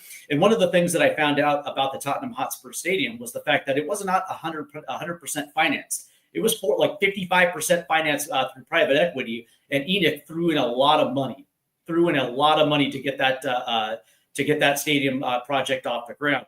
And so when I look at revenue and profit, and generally how this works in America is that your free agency budget, or in this case, your transfer budget, is predicated off last season's profits, right? And so typically, usually how this goes is it's usually somewhere around 4 or 5% of your profit goes back into your transfer budget. But because ENIC threw in damn near $500 million to get that stadium project off the ground, one wonders is whether or not that percentage that goes into a transfer budget has been lowered, so ENIC can pay itself back for the money that they spent to build that stadium. Like I wonder if that is a part of this equation. It probably is, but again, this is where fans get annoyed. They're willing to put money into the stadium that when they resell the club, that's going to be factored into what they're reselling it. So they're going to make it back regardless whether they pay themselves back, through Tottenham's profits and whatever else, over these last couple of years. When they sell the club, they're going to factor in the money they've pumped into the stadium, the profits it generates, and they're going to put a price on it where they make their money back. These are financial guys; they're not stupid. So, correct. And this is where people's problems come in. Tottenham right now, we've been in a situation the last couple of years where we have needed, we've spent big money, but I'd argue we've needed to spend bigger. If you're a club trying to rebuild your whole squad, you've got to spend bigger than what we have. And this is where people's problems come in. Stop putting money into things that you're going to make it back on. and actually help the football club out for once. Go put your money into transfer players. Take the fucking risk. You know, because the reason why they're not putting them into transfers is because imagine if they finance that 80 million Ndombele deal. They're never, ever making that back. It's too much of a risk for them. And that's why they won't do it. But right now, where we're at as a football club, we need it. They put some of the least funding into a football club than any other owners in the Premier League. And right now, we need it. And we're suffering because we're not getting it. And, you know, in order for them not to do it, they're looking for other people to take the risk. They're looking for other people to invest. And this is where people get very upset with their ownership, you know. So I've no sympathy towards them. I'm sorry. I've none whatsoever. Fine, great, put it in the stadium. When you sell this club, you're making it back. Right now, we need massive investment on the football pitch. Go and do that. Drew? You want to jump on this? And you're muted, brother. I can't really say any more than that, to be honest with you. I mean, yeah, I think someone said it once. There used to be a football club over there, and those you know, those words have never seemed to ring more true. I guess I can understand why people are salty. I understand why people are pissed off. It's because we were told that the stadium was going to be a game changer, and I think the reality is, all it's done is help us keep up with the Joneses. Well, worse on the football pitch. Right. The teams that they had at White Hart Lane for decades were better than what we've seen at the Tottenham Hotspur Stadium. Right. And I think that's where the problem lies, is that the you know, the stadium generates more money, but that more money is just helping to look after the stadium. Do you know what I mean? Like, I think we were sort of promised that the stadium was going to take us to the next level in terms of a football. You know, I think the assumption was take us to the next level in terms of a football team. And the reality is, like I just said, all it's really done is help to pay for itself, help to generate income for itself, and help us to keep up with teams that we would otherwise struggle to keep up with. But we're still nowhere closer, you know, to the top than we were. We're just, everybody elevated, so we had to elevate as well, you know. So yeah, and I don't know what the answers are, man. As I say, I'm terrible at maths as well. I get it wrong all the time at work, so I'm better off asking me about stuff on the pitch. Let's not forget also the fact that these fuckers spent years buying all the property around Tottenham Hotspur. And when they had the opportunity to try and move into the Olympic Stadium and move Tottenham out of Tottenham, they fucking tried it. And the only reason why they ended up building the stadium is because they lost out to West Ham in that bid. Let's not forget that, by the way. They would have happily took that Olympic Stadium, still owned half of Tottenham Hotspur, and moved forward. Let's not forget that. The only reason why they built the stadium in the end is because they lost out to West Ham on the Olympic bid for the Olympic Stadium. That is very true. That is actually a very valid point. Last year, for the 2024-2025 summer window and the winter windows, Tottenham Hotspur's expenditure was 175.35 million pounds, ranking them 18th in the Premier League versus their income, which was 55.30 million pounds, putting them 17th for an overall net spend of 120.05 million pounds, which puts them in the latter half of the Premier League when it comes to net spends. That included everybody's favorite striker, Dominic Solanke, which was their prize of the summer window. I know you're laughing, Drew, but that really was the big signing. The marquee, is that what they say? The marquee signing? That's exactly right, man. In bright lights, man. Dominic Solanke's lit up like Las Vegas. The reality is like over the course of the last 5 years, this has typically been Tottenham's net spend, somewhere in that 100 to 130 million pound net spend.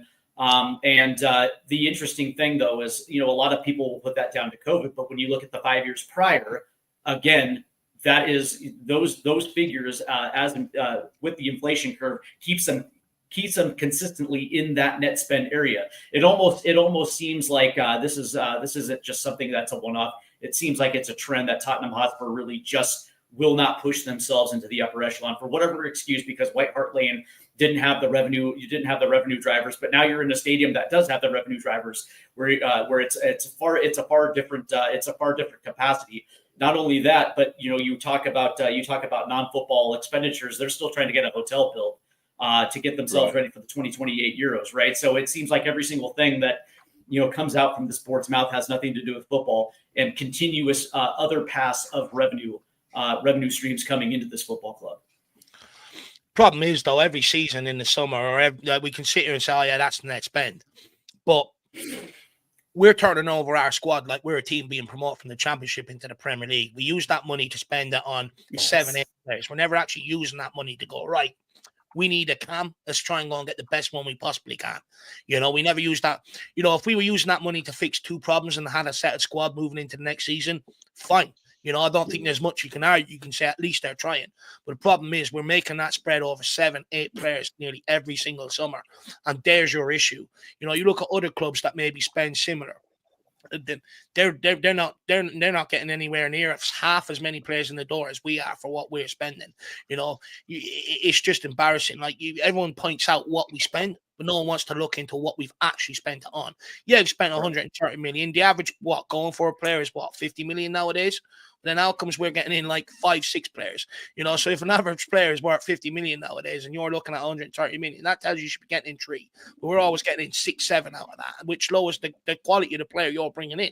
The reality is, in a lot of cases, the odd time you can get burned, but the reality is, in a lot of cases, you're paying for the quality. That's why they come with a premium. When you're paying low prices, you're taking a gamble. And that's what annoys me. Every window, they're taking a gamble with the players they're signing. When it comes to finances, they like to shore things up. Yeah, sure thing. We'll take a gamble. We'll do that because we know we're going to make stuff back. But when it comes to players, I'm a firm believer. You spend the money on the right players. It's not a gamble.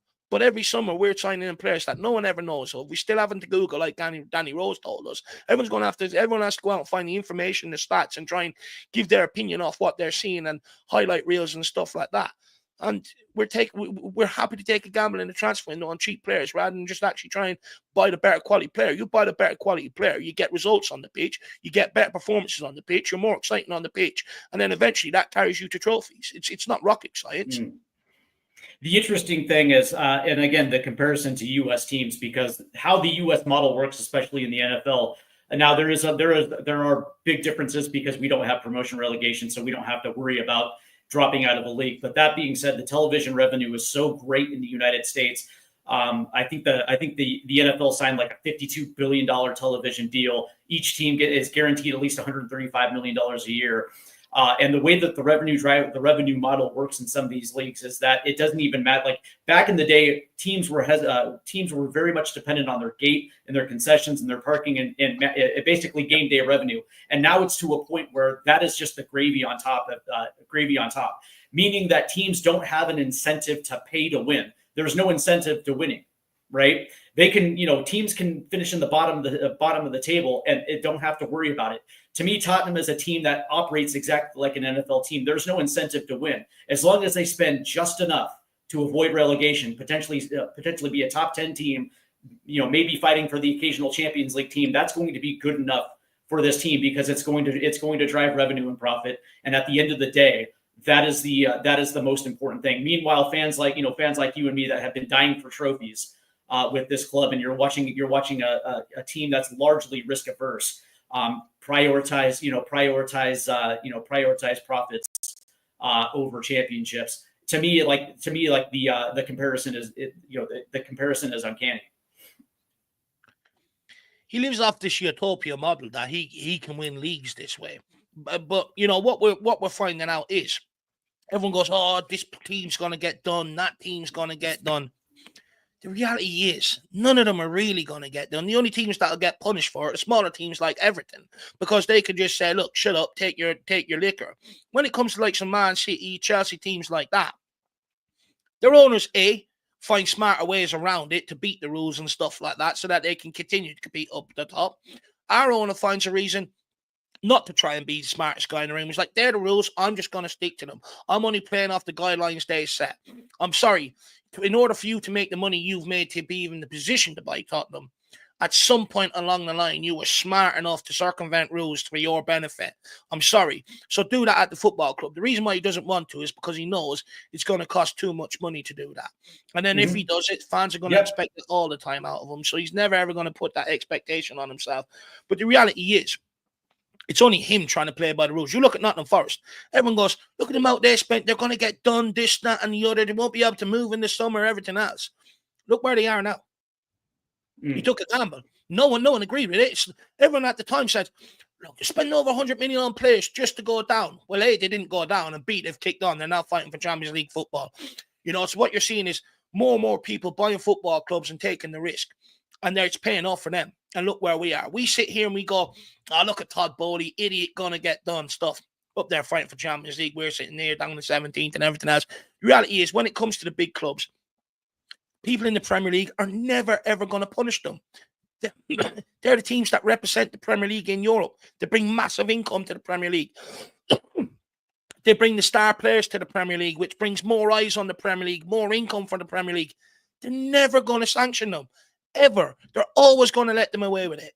And that's where Daniel Levy needs to realise and start trying to circumvent the rules to a certain degree to himself. He's got to realise the value of Tottenham Hotspur, the eyes that it brings to the Premier League and stuff like that. Millions of fans around the world, and use it to his advantage like other people are doing when they own clubs. You know, before I move on to the next question, I want to kill this notion that we're playing Moneyball. We're not playing Moneyball. The kings of Moneyball, the Oakland A's, what they do, their model of Moneyball is heavily dependent on stats, but also youth development as well too, because that's the Moneyball method, where a group of young players will come up once every 5 years. They'll surprise everyone by winning a division, but after that winning season, they sell everybody off, and the next group of young players will come right through the door, and they'll start the process over and over and over again. This team does not play Moneyball. This team plays this weird, I don't even know what kind of, we play Levy ball. That's exactly what it is. It certainly isn't driven on the Moneyball stereotype. But if we've established that this is most likely going to be a sell before buy situation, what does that mean for Christian Romero this summer? I actually think this would be a colossal mistake to get rid of Christian Romero right now, especially with 2 years left, when we actually don't have to sell him. And I understand the position Romero's in, but that being said, money actually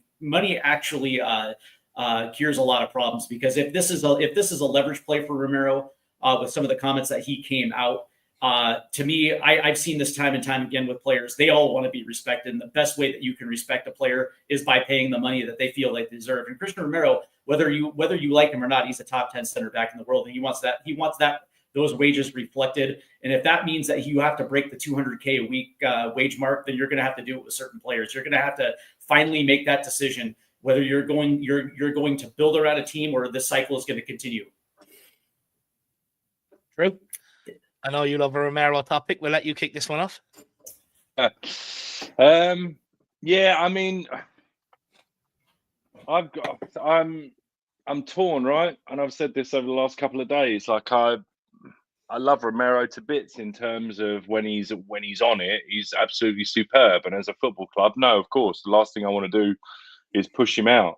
If he's truly got heart-shaped eyes for Atletico and there's nothing you can do to change that, maybe you squeeze one more year out of him, maybe. But if they're really going to come, if they come with a 60, 70 million pounds, I mean, I think you just, the writing's on the wall. But I would love to think that if Paratici comes in and he can cook a little bit, maybe he can say to Christian, look, give me a year. Let me show you what, we can get back on track. I mean, I genuinely do. I think if they can really, really get to grips with that back five, I mean, I think that's as good as any back five in the Premier League on his day. Like when Porro's on it and when Udoghi's on it, Van der Ven and Romero. I mean, I don't want that to be broken up. So I think you do everything you can to persuade him to at least give you another year, or you get him to. It's going to be a lot harder if we don't qualify for next year. I think if we do qualify for next year, I think there's a very, very good chance he potentially signs a new contract. He goes above the 200K threshold. And I think you might find that there's a release clause in there as well for the next year or something that, if X, Y, or Z team comes in for him, then he's allowed to, pursue another opportunity.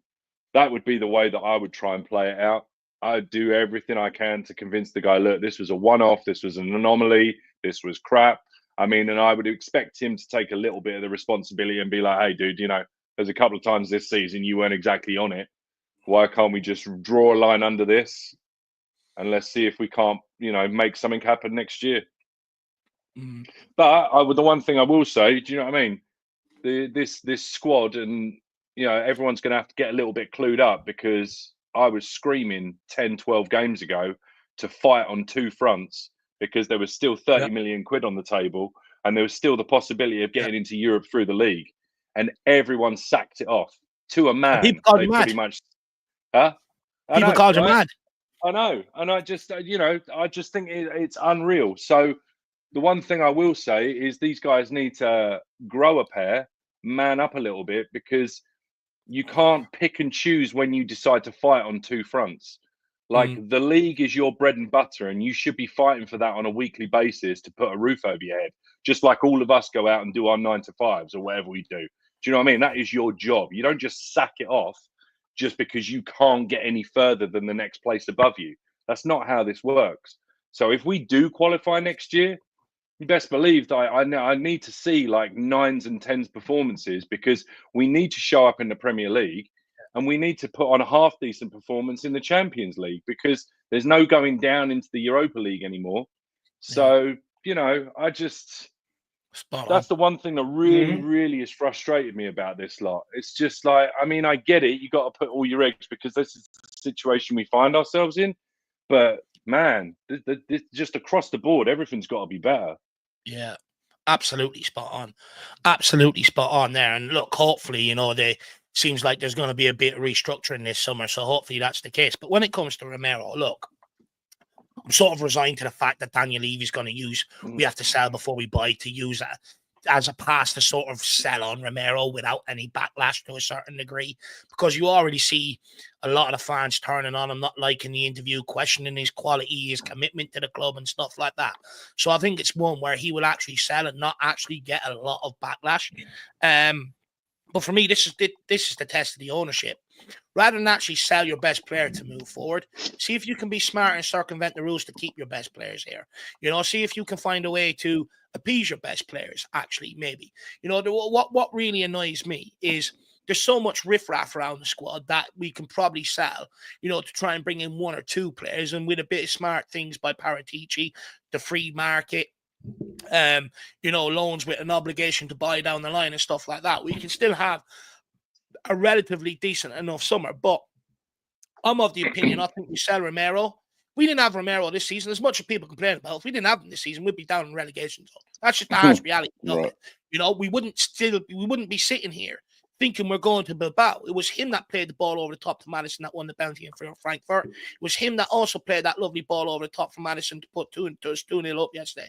People really underestimate the value and the quality of Romero. What really grinds my gears, and where I actually get more disappointed, because to be honest with you, Daniel Levy, I expect it. I expect him to find reasons on why he's doing it and try to justify it and stuff.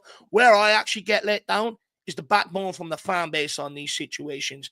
When we were selling Harry Kane, I'm sitting there questioning. I'm like, yeah, okay, I get that we're probably in a position, but don't try and sit there and tell me that Tottenham are going to be better for it, because we're not. And I heard every excuse under the sun. He's going to play, Postecoglou's going to play this big, magnificent front three. He doesn't need a load of quality. You just give him bang average players, he's going to make it work.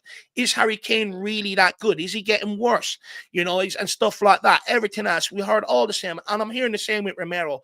People go to me, but is he really good, Dave? Is he really as good as you say? Well, I'm sorry, Atletico Madrid don't buy bad defenders, and Real Madrid don't either. They don't come calling for you if you're a bad player. So that should put the question about quality to rest straight away. But also, a player like Harry Kane, a player like Romero, who sit there and said, look, this is where I'm at in my life. I want to go and win trophies. All of a sudden, we get butthurt by it. Even though we sit there going into every single season, and the demands from the fan base is, I want to win a trophy.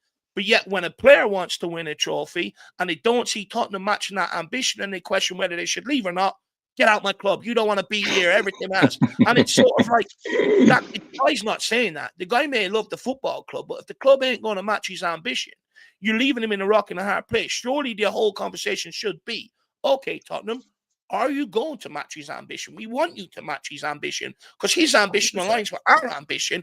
And in order to get there, you've got to keep your best players. Anyone that debated me saying we're going to benefit from the sale of Harry Kane, they're all fucking wrong. And that's not coming from me. That's not me telling them wrong. That's time and evidence proving that we were wrong. Or not me, not we, sorry, they. That's time and evidence proving that they were wrong. Right. And the same will happen with fucking Christian Romero if we let him go. People could come to me and say, Radu Dragosin, the guy that run 20-odd games at centre-back, back-to-back, 20-odd games, he was fucking atrocious. Danzo, decent player, but he's nowhere near Romero's level. And this is the mistakes we were going to make. Oh, but maybe this guy...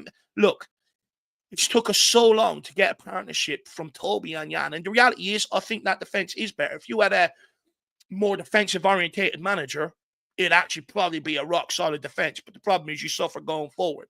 You know, I think even if you want to play attacking football with a different manager, I do think that defense, again, if you had Pochettino in charge of that defense, that would be a very good backline, a very structured backline, not conceding most. But the reality is, if we want to win trophies, stop making it okay for the club to sell our best players. Start fucking putting pressure on them. I'm absolutely fed up with it. Oh, but we need the money and we're going to do this. No, we're not. We're going to sell Romero for 70 million and we're going to go, okay, we need a centre back, we need a right back, we need a left back. So that's 20 million in each position. I'm fed up with it. When are we going to learn a lesson? We sold Gareth Bale years ago. What did we get out of the 7 players that we bought? Very few of them worked out. And that's Tottenham's issue. You're not going, let's sell Gareth Bale and let's go and bring in another world-class player so we don't feel that massive drop-off. We go, right, we can fix all the issues at Tottenham and pay all the debts we owe this summer. I'm fed up with it. Keep your best players and fucking build a team around them. Stop, and as a fan, stop finding any excuse to fucking get them out of the door. We make more, like, you know, when it comes to Ben Davies, I see more people delighted. We're going to extend his contract by a further year. Okay. But what's he going to offer to Tottenham next season? What's he going to offer when he's 34 years of age? But it's grand. He's happy to be here. I'm sorry, if I'm 33 and I'm on 80 grand a week and I know I'm not going to get it elsewhere, of course I'm going to be fucking delighted to be here. Of course I'm going to shut my mouth. Especially when my football ability doesn't, you know, I know I shouldn't be here. Of course I'm going to be quiet. Of course I'm going to enjoy myself. The only players that are picking up are the players that have ambition, and they're the players you want to be keeping. I'm fed up with it. But when it comes to someone like Romero, well, look at his injury record, look at this, look at that, and everything else. When it comes to Ben Davies, Dave, shut up. You don't know what you're talking about. I don't want to hear nuance. You just got to tell me he's a good player, and I'm absolutely fed up with it. Over the years, I've heard so much because look, I've been one of them. I came on heavily criticizing the players that we had at the time. A lot of people did not like it. I got a lot of people's backs up because of it. But the reality is, from what I'm seeing, we make more excuses to give players that don't work out. You know, and I'm not having a go at you, Drew. I'm just using what we no example. But like, you know, you go, oh, there's still a player in the Celso. Look, the reality is we signed decent enough players, but the amount of manager turnover and everything else, yeah, it probably does go wrong at Tottenham. But the reality is, from what we've seen Lo Celso's time at Tottenham, he's been nowhere near good enough. But people will still go, maybe we should give him another opportunity. But when it comes to our best players, thank you for your service, out the door, without any real proper discussions around it. And I'm fed up with it. When it comes to a bad player getting a new contract and I'm moaning about it, I'm like, well, this stinks of, you know, absolutely piss poor. I know exactly what I'm going to get out of this guy for the next 4 years. He didn't deserve it. Shut up, Dave. There's a reason why he got a new contract, blah, blah. I'm fed up with it. Start getting a backbone and start demanding to keep our best players. Yeah, you know, the crazy thing, and this actually drives me crazy because I always hear this conversation that strikers,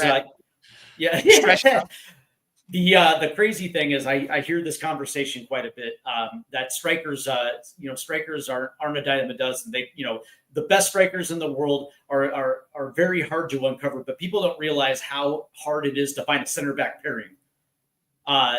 That, you know, that you're going to be able to keep around for 4 or 5 years without having to chop and change, because maybe 1 year one guy looked great, but the next there's going to be a huge drop off, and so you're always constantly rotating either from the left center back to the right center back. It's very rare when you can get a center back pairing in place that understands each other's movement, that has the same football IQ, and you know, that just incredibly just have good chemistry and work together. one of the things that is the cornerstone of a very good team is the spine of the team, and that is your goalkeeper, your two center backs, and your center defensive mid working up the field.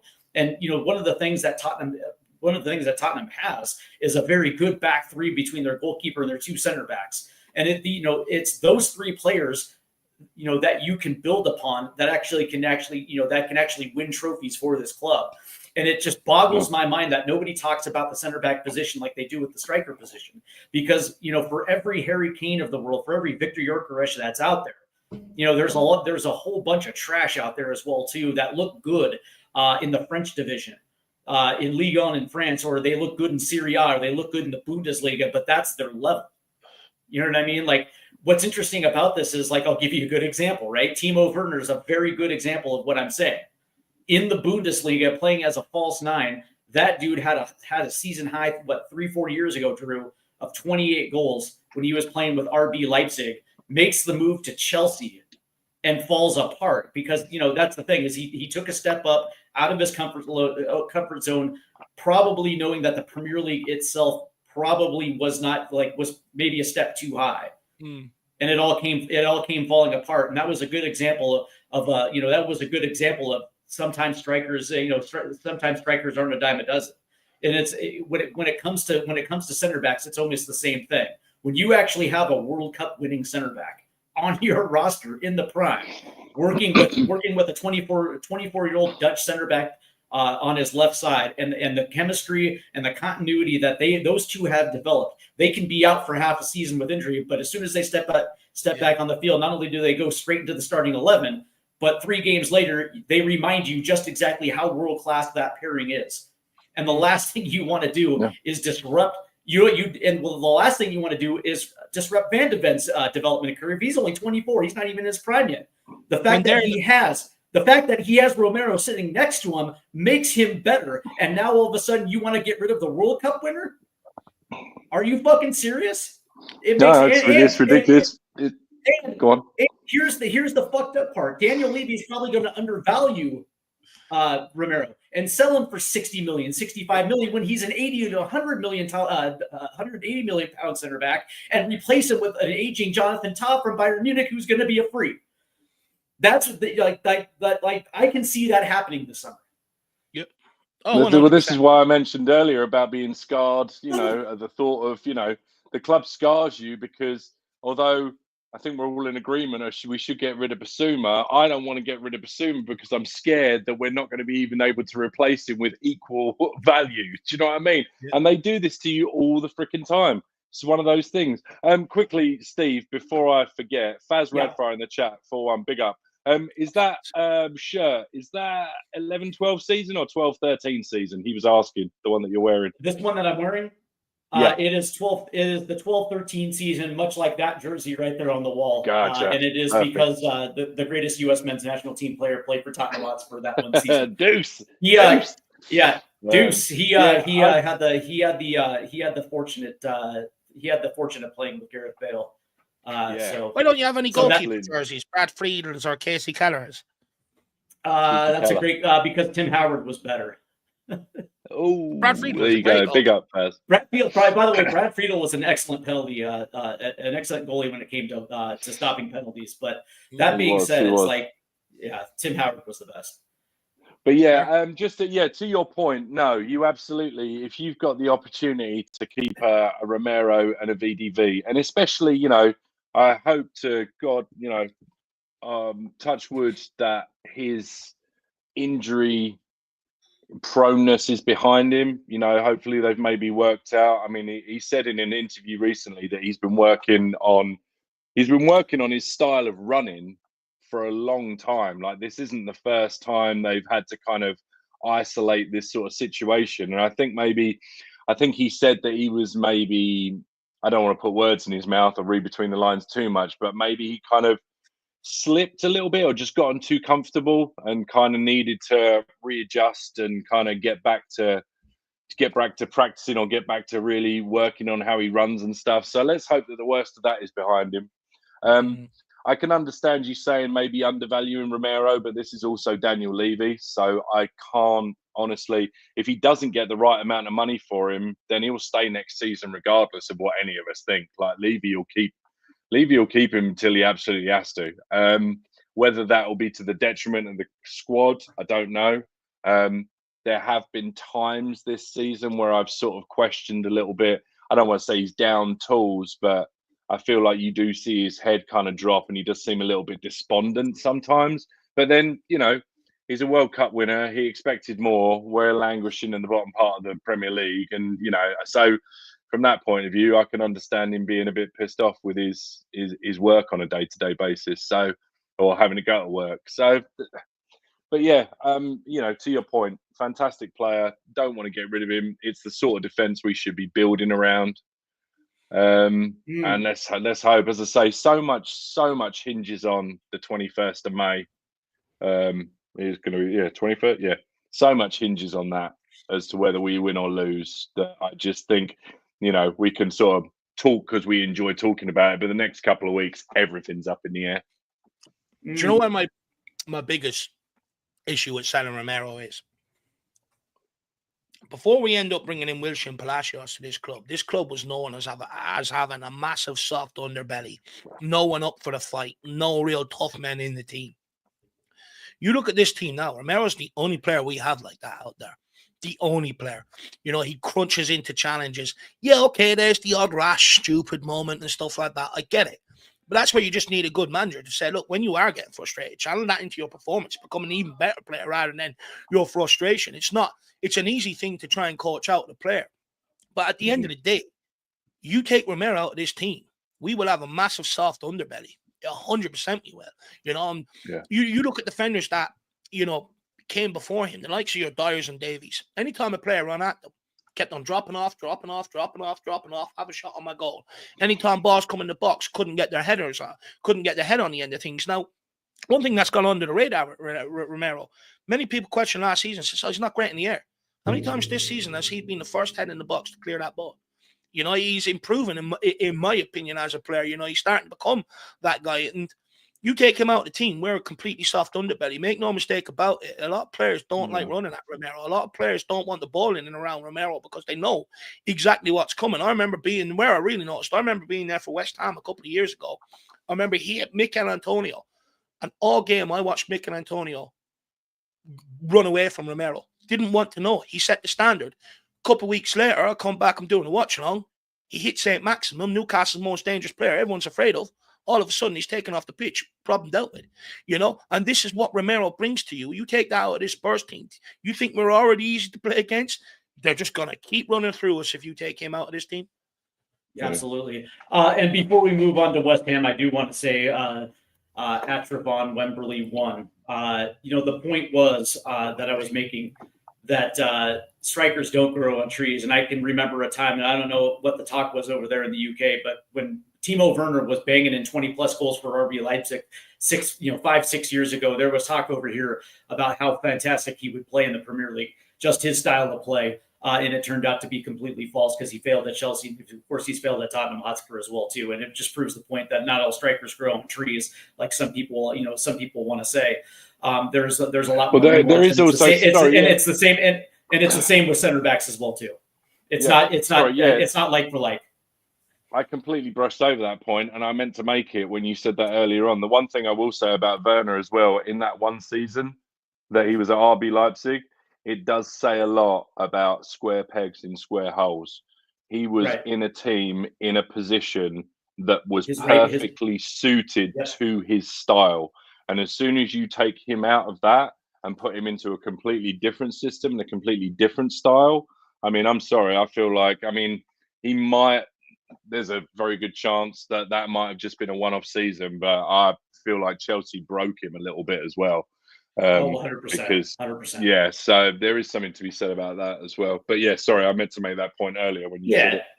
You know, he was playing in a two-striker system with Leipzig, playing the inside forward, almost that false nine role where he can just literally make runs at the back post, and he was absolutely positioned beautifully. I think he had like a 20-goal season and then a 28-goal season before making the move to Chelsea. And I 100% agree with the assumption that Chelsea broke him. But that's that's either here or there. Coming up this Sunday is West Ham United, and it is another London derby. I don't necessarily know exactly how up for the challenge that Tottenham Hotspur are in this London derby. The pride of London, I guess I heard it was the pride of London as well too. That being said, we've seen Spurs in derbies all season long when it comes to London derbies, and didn't necessarily exactly fare too well in these derbies. But that being said, we're at the point of the season where all their eggs are in the Europa League baskets. This upcoming Thursday. But that being said, they still have the Hammers this Sunday. Dave, I'm going to start with you. How many players are going to be wrapped in cotton this weekend, and how many changes are there going to be for Ange Postecoglou's side? Look, we know the squad is going to be picked according to who's not going to play Thursday, right? Yes. The reality is, Richarlison came off at halftime. Maddison came off with after feeling his hamstrings. Anki came off after feeling something. I think it's his knee, actually, though. His knee. Yeah. Knee injury. Madison. Yeah. Lovely. So reality is we've got to protect our best players for that away trip. The fact that they scored that late goal leaves the game still in the balance. So look, you're potentially 90 minutes away from putting yourself into a game where you're 90 minutes away from lifting silverware. I mean, look, I'm sorry. We all said at the start of the season, at some point, there was going to come a point where you would have to pick, come near the end of the season, prioritize the Premier League or the Europa League. Now, the reason why the club ain't getting grace now is because if they would have done a better or made a better stab of it over the last few months and put more points on the board, I think many fans would be okay. No problem, all eggs in this basket this week. But the fact that we're so crap in the Premier League, people just want to see results at the end of the day. And look, the reality is the players that he's picking in some of these league games, the players that are on the periphery, I'm sorry. But if half of them are going out there not trying to leg, what are you not trying to leg for? You're not even in contention Thursday night. That's why you're playing. These players have a point to prove. If they want to keep themselves in the frame at Tottenham, go beyond this summer, and they want to be here at Tottenham, or they want to try and even get themselves into a position to even put themselves in Postecoglou's thinking for Thursday night. You use games like this against West Ham to go out and fucking perform. Regardless of what everyone else around you is doing. You take your matters into your own hands. Forget about what everyone else is doing. You go out and perform. You maximize your minutes. And this is my problem. At Tottenham Hotspur, it's been an issue I've had for quite some time. The minute a manager makes changes things up, he's setting us up to lose. Okay, so then them players that you argue with me over the squad players, and I say they're not good enough, then you're now admitting they're not good enough. He ain't setting us up to lose. Reality is, every manager has to make rotations. He can't pick the same 11 for 60 odd games all season long. He has to make rotations. And that's where your squad players come in importance. That's why we shouldn't be going, Davies is a squad player. He's not going to play too much. Just fucking give him his contract. Reality is he's going to play 20 odd games even as a squad player. Them 20 odd games, you lose 20, you lose them 20 games. I mean, look at the uproar now that we've lost 20 games. I'm not saying Davies been a part of it. But, 20-odd games is a lot for a squad player over the course of a season and stuff like that. And if you're bringing in these players, that's 20 games where the quality dramatically decreases. That's not the manager's problem. These players will sit there, they'll beg for minutes, they'll be knocking on his door, can I play this weekend, Gaffer, and stuff like that. They're all asking for it, but they don't maximize it. And then we sit here and we blame the manager. He's setting us up to lose. No, ask more of these squad players. They're out there for a reason because they're squad players. They've got a point to prove. If they're not proving their point, go after fucking them. Yeah, and I think it's kind of interesting considering that for most of Ange Postecoglou's tenure, fans have been screaming for a far more pragmatism than the gung-ho, swashbuckling, attacking style of Ange Postecoglou. I think over the course of the last 6 months, we've actually seen far more pragmatism to the point where we're not even really playing Ange ball anymore. We're playing some counter-attacking hybrid version of it. And a lot of that has to do with the players that are on the roster. I don't think they're actually capable of playing the style of football that Ange Postecoglou wants to play. That being said, I can see it. I actually look at the rest of this Premier League schedule as essentially a dress rehearsal for next year, because there's going to be a lot of players that we think are going to be in the mix, but it's actually going to be beneficial to them put their best foot forward and as many minutes as they can, because whoever's going to be the next coach, whether it's Ange Postecoglou or somebody else, and if they're going to be on the roster, potentially their playing time next season is going to be predicated on how well they finish the season. So I'm talking about Pat Sarr. I'm talking about Brendan Johnson. Even in some context, Dejan Kulusevski, even though there might be a little bit of an excuse for him because he's coming back from injury. But that being said, Matisse Tell, I mean, the list goes on and on. A lot of Jed Spence, Kevin Danso, some of these guys that are going to get some run out for the rest of this season. It's going to be beneficial for these guys to maximize whatever minutes they're going to get for the rest of the season, because a lot of their play next year is going to hinge on how they finish the season. And if this is going to be just like, well, we're going to treat this as a friendly, well, buyer beware, because there's going to be a potential where they're not going to get a lot of run out next season, because the new manager, whoever the manager is going to be, is going to look back at this and say, well, did they really actually put in a hard 90, or did they just kind of lollygag around the pitch for 90 minutes against a team like West Ham? Me personally, I think this is absolutely a huge game for some of these squad players. Yeah. It's a derby game at the end of the day. I mean, you go out there, you put in a performance like that. I'm sorry, I don't want to hear anyone moan about fans giving them a hard time and stuff like that. It's a derby game. I'm sorry. Chances are you ain't going to play Thursday night, so you leave it all out there. I'm sorry. I'm not giving them a free pass. I've been with Drew on this. You can't keep squandering away Premier League games. At the end of the day, it's an opportunity for these guys to show they're good 100%. Enough to be at Tottenham Hotspur. And if they're not taking it, that's on them. At the end of the day, if you're Andrew, any of us are in Andrew's shoes, I'm sorry, you're making changes and keeping your best players fit and available for Thursday, which means you're relying on your squad. So then it's up to them to perform. If they're not performing, that's on them. Correct. Drew, your expectations for West Ham this weekend? I mean, I'm exactly the same. I want it all left out there. I'm sick of it. You're supposed to be playing for some like the very least I want to see. I don't. If you lose 2-3-0, if we get a little bit of a spanking, I mean, I'm not going to like it. But if I see everybody leave everything out on the pitch and you're playing for the badge, then that's all I can ask for. But like Dave says, if you go out there and you start treating this like a training game, I keep on getting told that this is the strongest Spurs squad in years. I've yet to see that.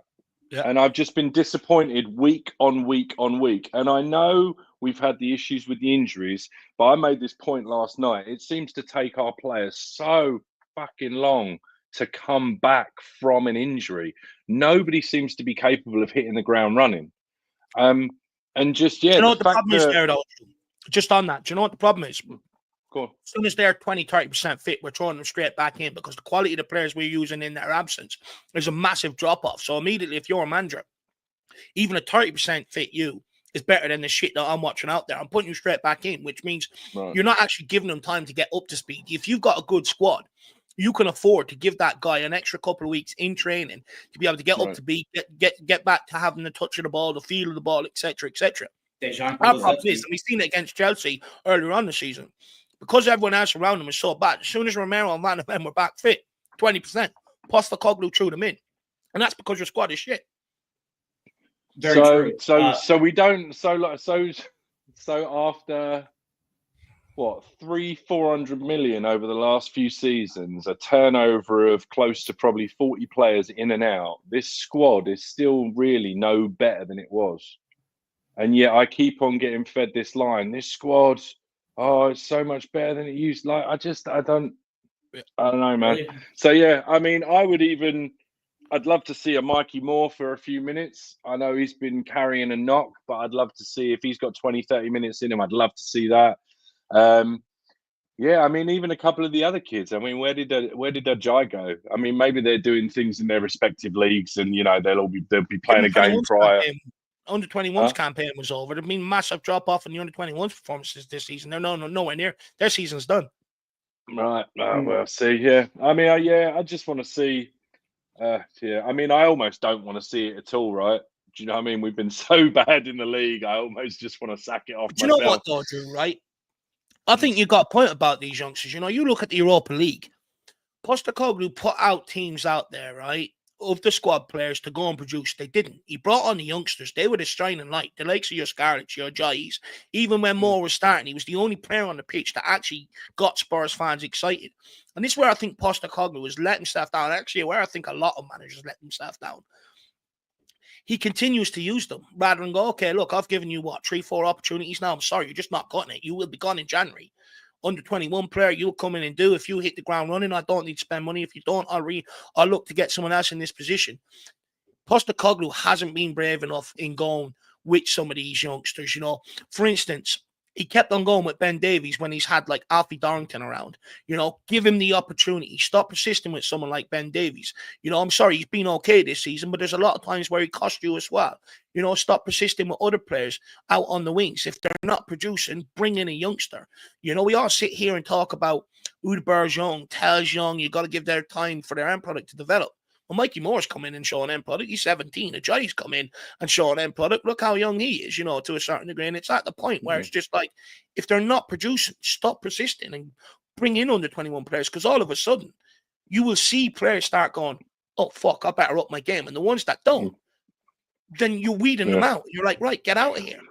Well, you also get a little bit of leniency. I mean, from the fans' perspective, you see somebody on, you know, somebody like Timo Werner on X amount of money a week, and he's not pulling his weight, and you see the coach actively say, all right, well, I mean, not out loud, but say, you know, kind of enough's enough, and all of a sudden we are seeing a youngster come in playing in place of it. I mean, there's that sort of underlying or unwritten, all right, well, you're playing with kids, we're going to give you a little bit more leniency, like you're trying to bed in a youngster, so therefore the expectation is that, all right, he's not going to be a 27, 28-year-old doing bits every week like you do. You're going to expect, you know, like your Lucas Bergvall. I mean, we wax lyrical about the kid, but Dave, how many times have we seen him turn into trouble and give away the ball that's led to a goal this year? It's never. I'm not going to get on it. I'm not going to get on his back, because he's going to learn. Like next season, he'll do that a couple of times less. And then next season, he'll do after that, he'll do a couple of times less, and he'll learn. You get much more leniency from your supporters if you're doing the best for the club and bedding in these kids or playing them, because the understanding is you're not being necessarily backed like you should be, or with the players that you definitely need to suit your system. So we'll be like, okay, well, he's doing the best he can with what he's got. But yeah, like you say, Dave, he's not done himself any favours. He's persisted with the likes of your Ben Davies or your Johnsons, even when he's kind of been off it. Although, you know, Johnson's not playing well and still manages to be our top scorer. I don't know how that makes my head go. But yeah, it's big up. What's up, lads? Big up. So yeah, I completely agree. He's not done himself any favors by not bedding in more of these kids than he could have. But then also, it's felt like there have been times where he has been close to, or like he's been trying to save his job. And there's an argument that the kids also, you run the risk if you play too many kids, then you could capitulate and you could end up on the receiving end of some real hammerings. But I also think, although Drew, if you take that stance, I actually think a lot of the media appreciate a tough manager like that. I think the conversations then, I think he gets a bit of leeway. I also think the fans will go, do you know what? Fair play to him. He's weeding out the dirt. I'll give him a bit more leeway. I think that comes hand in hand. Did, right? But that's exactly what Pochettino did. You know, instead of keeping his fate in some of the players that we had, the likes of your Adebayors and players like that, he said, no, you don't want to run for me, fine, no problem. You're not going to save my job. Bentaleb, Mason, people like that, up you come and out you go. And what did it do? It bought him time. It bought him time to be able to build it going forward, because many people went, do you know what? And they turned on the likes of your Adebayors and players like that. They're like, look, who the fuck do you think you are, not wanting to do what the manager wants you to do? Out you go. Fine, I'm okay with that. And it actually saved Pochettino his job, and it gave him the time to be able to build what he ultimately went on and built. He sort of built trust as well, to a large degree, with the ownership by doing that. And I think that's where Postecoglou has let him down. Sometimes you just got to take a stand and go, look, Levy, if you want this to work out, you've got to bloody trust me on this one, you know? Right, yeah, and my mind always goes back to Archie Gray versus Liam Delap in the second Ipswich fixture when Liam Delap scored early, and it looked like it was going to be a mismatch versus Archie Gray. And 5 minutes later, Archie Gray had recognized it, and his football IQ took over and took Liam Delap completely out of that game for the rest of the way. When you see these type of players, especially young kids that actually can adapt so goddamn quickly. And let their instincts take over. It makes you wonder. Why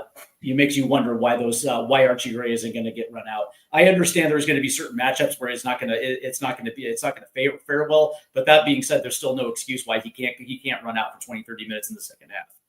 Just saying. 100%. And the reality is, sometimes experience isn't everything.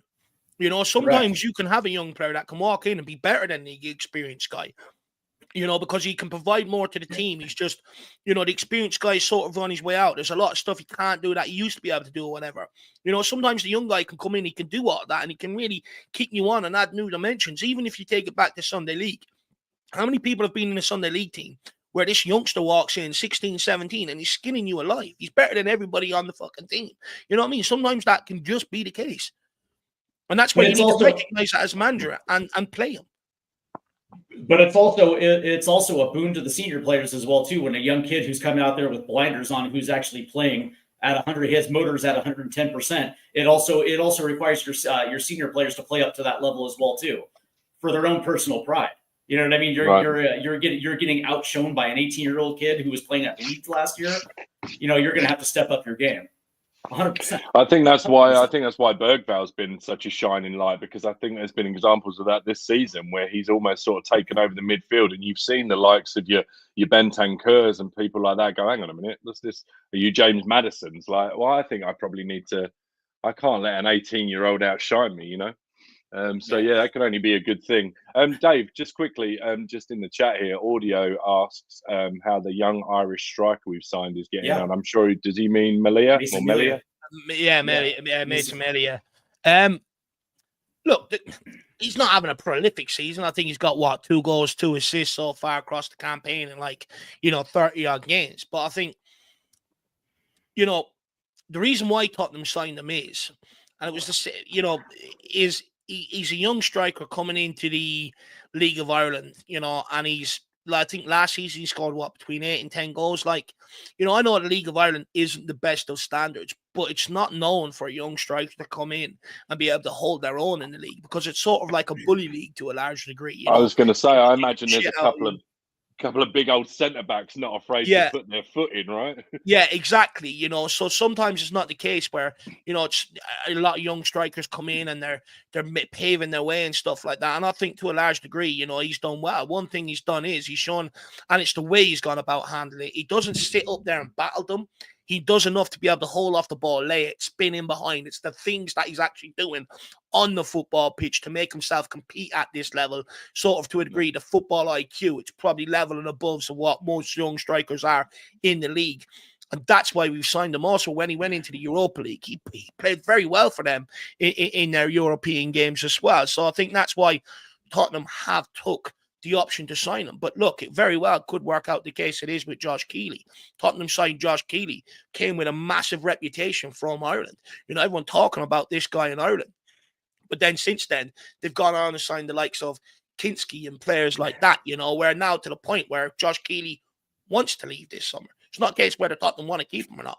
He wants to leave this summer because his pathway's blocked. It very well could be the same with Mason Melia coming in. From my understanding, this guy's been promised he's walking straight into the first team. And the person that told me that speaks to his dad quite regularly. I told him, I said, make sure you go back and tell him that his son's been lied to. He's not walking into Tottenham and walking in to the first team. I'm sorry. I just do not see that. I don't think he's good enough to walk into Tottenham in first team either, quite frankly. He's a player that's going to have to come to England and you're going to have to develop him. So for me, I wouldn't expect this guy to walk in and make a massive impact. He's no Wayne Rooney. Make no mistake about it. But he is a player with huge potential if you can develop him right. But like we've signed Valise, we've had the likes of your Troy Parrots and stuff like that come through. When you're at a club like Tottenham and there's demands and pressures, how many managers at Tottenham are actually going to take their time out to develop a guy? Right. We signed the next Wayne Rooney once, didn't we? Was it Terry Dixon?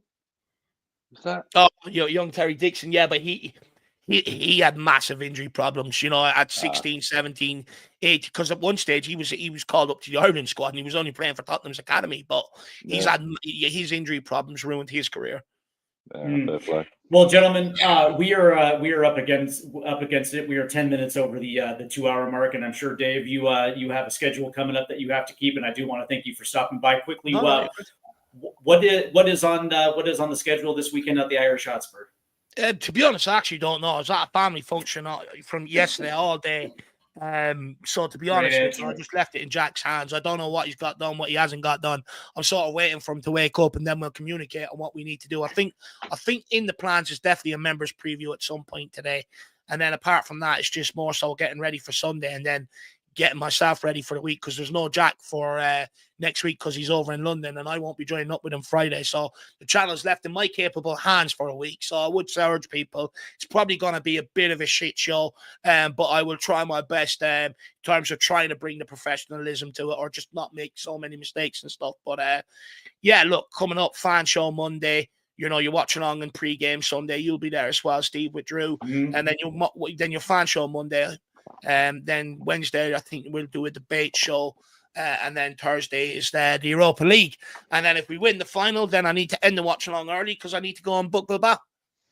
There you go. Yeah, I'm still waiting to see if we actually get to Bilbao before I decide to book a trip to Bilbao. Yeah. The problem is I have Seattle on the back end of the Memorial Day weekend. So the how I'm going to manage Bilbao and then Seattle, I have yet to figure out. But Drew, Spurs Diehards TTID, what's in the works this weekend, my friend? I am going to be taking the rest of the day off to do some personal stuff. Tomorrow, got pre-game with Irish Hotspur, as always. I am doing Spurs Diehards TTID show next Friday, but before that I'm also helping Dave out and doing the European watch along, the away to Bodo on Thursday. So yeah, I'll be doing that. By the way, Drew, I know you asked me yesterday could I come on. I couldn't because I was a family fan, and I can't do this Friday because I'm in London. But the following Friday I can come back on again if you need me. All right, sweet. Yeah, no worries. Yeah, the odds of Dave hitting me up for Thursday, knowing that I'm going to be at work, I'm probably going to put that right around 65, 70. I'm just messing with you, Dave. What you need to do is just book the day off work and then come and join us for the pre-match. Come for the book the day off work. I did that 2 weeks ago. I took a Thursday off. I used a free day to watch the second leg in Frankfurt. Told everybody at work. Hopefully nobody's watching, but yeah, I told everybody at work I wasn't feeling well, but really it was just I wanted to watch football, so it is what it is. Maybe I'll do that this Thursday. We'll find out. But it worked out great because this last Thursday I got wrapped up with work at 2:30, and so I literally spent the rest of my afternoon watching the first leg in my office. So it worked out pretty well. I want to thank my employers for financing my Tottenham session. It was great. So just a quick reminder tonight, we on Tottenham Hotspur Till We Die, we have a members only show coming, I believe, at 4:00, and then later tonight at 7:30 Eastern, we have the MLS watch along. Inter Miami, that's right. It is the channel's first Leo Messi expose tonight as he takes on the New York Red Bulls. Oh, so nice. We're definitely going to do that tonight. Get that game on the telly. Yeah, absolutely. And so it's going to be awesome watching Inter Miami absolutely curb stomp New York tonight. So definitely tune in for that as well too. And then of course on Sunday we have the pre-match, the watch along, and of course the final score for Tottenham versus West Ham. So there's a lot going on Stateside Footy this weekend. So definitely hit your like and subscribe buttons. Same with the Irish Hotspur and Spurs Diehard TTID. Go ahead and smash those likes and subscribe buttons. And I hope you guys enjoy the rest of your Saturday. I hope your Sunday goes well as well too. Just have a great productive weekend, and eat a lot of great food, and come on, you Spurs. There you go.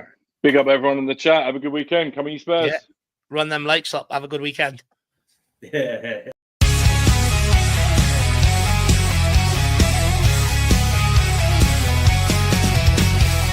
Rusted goalposts under fading skies.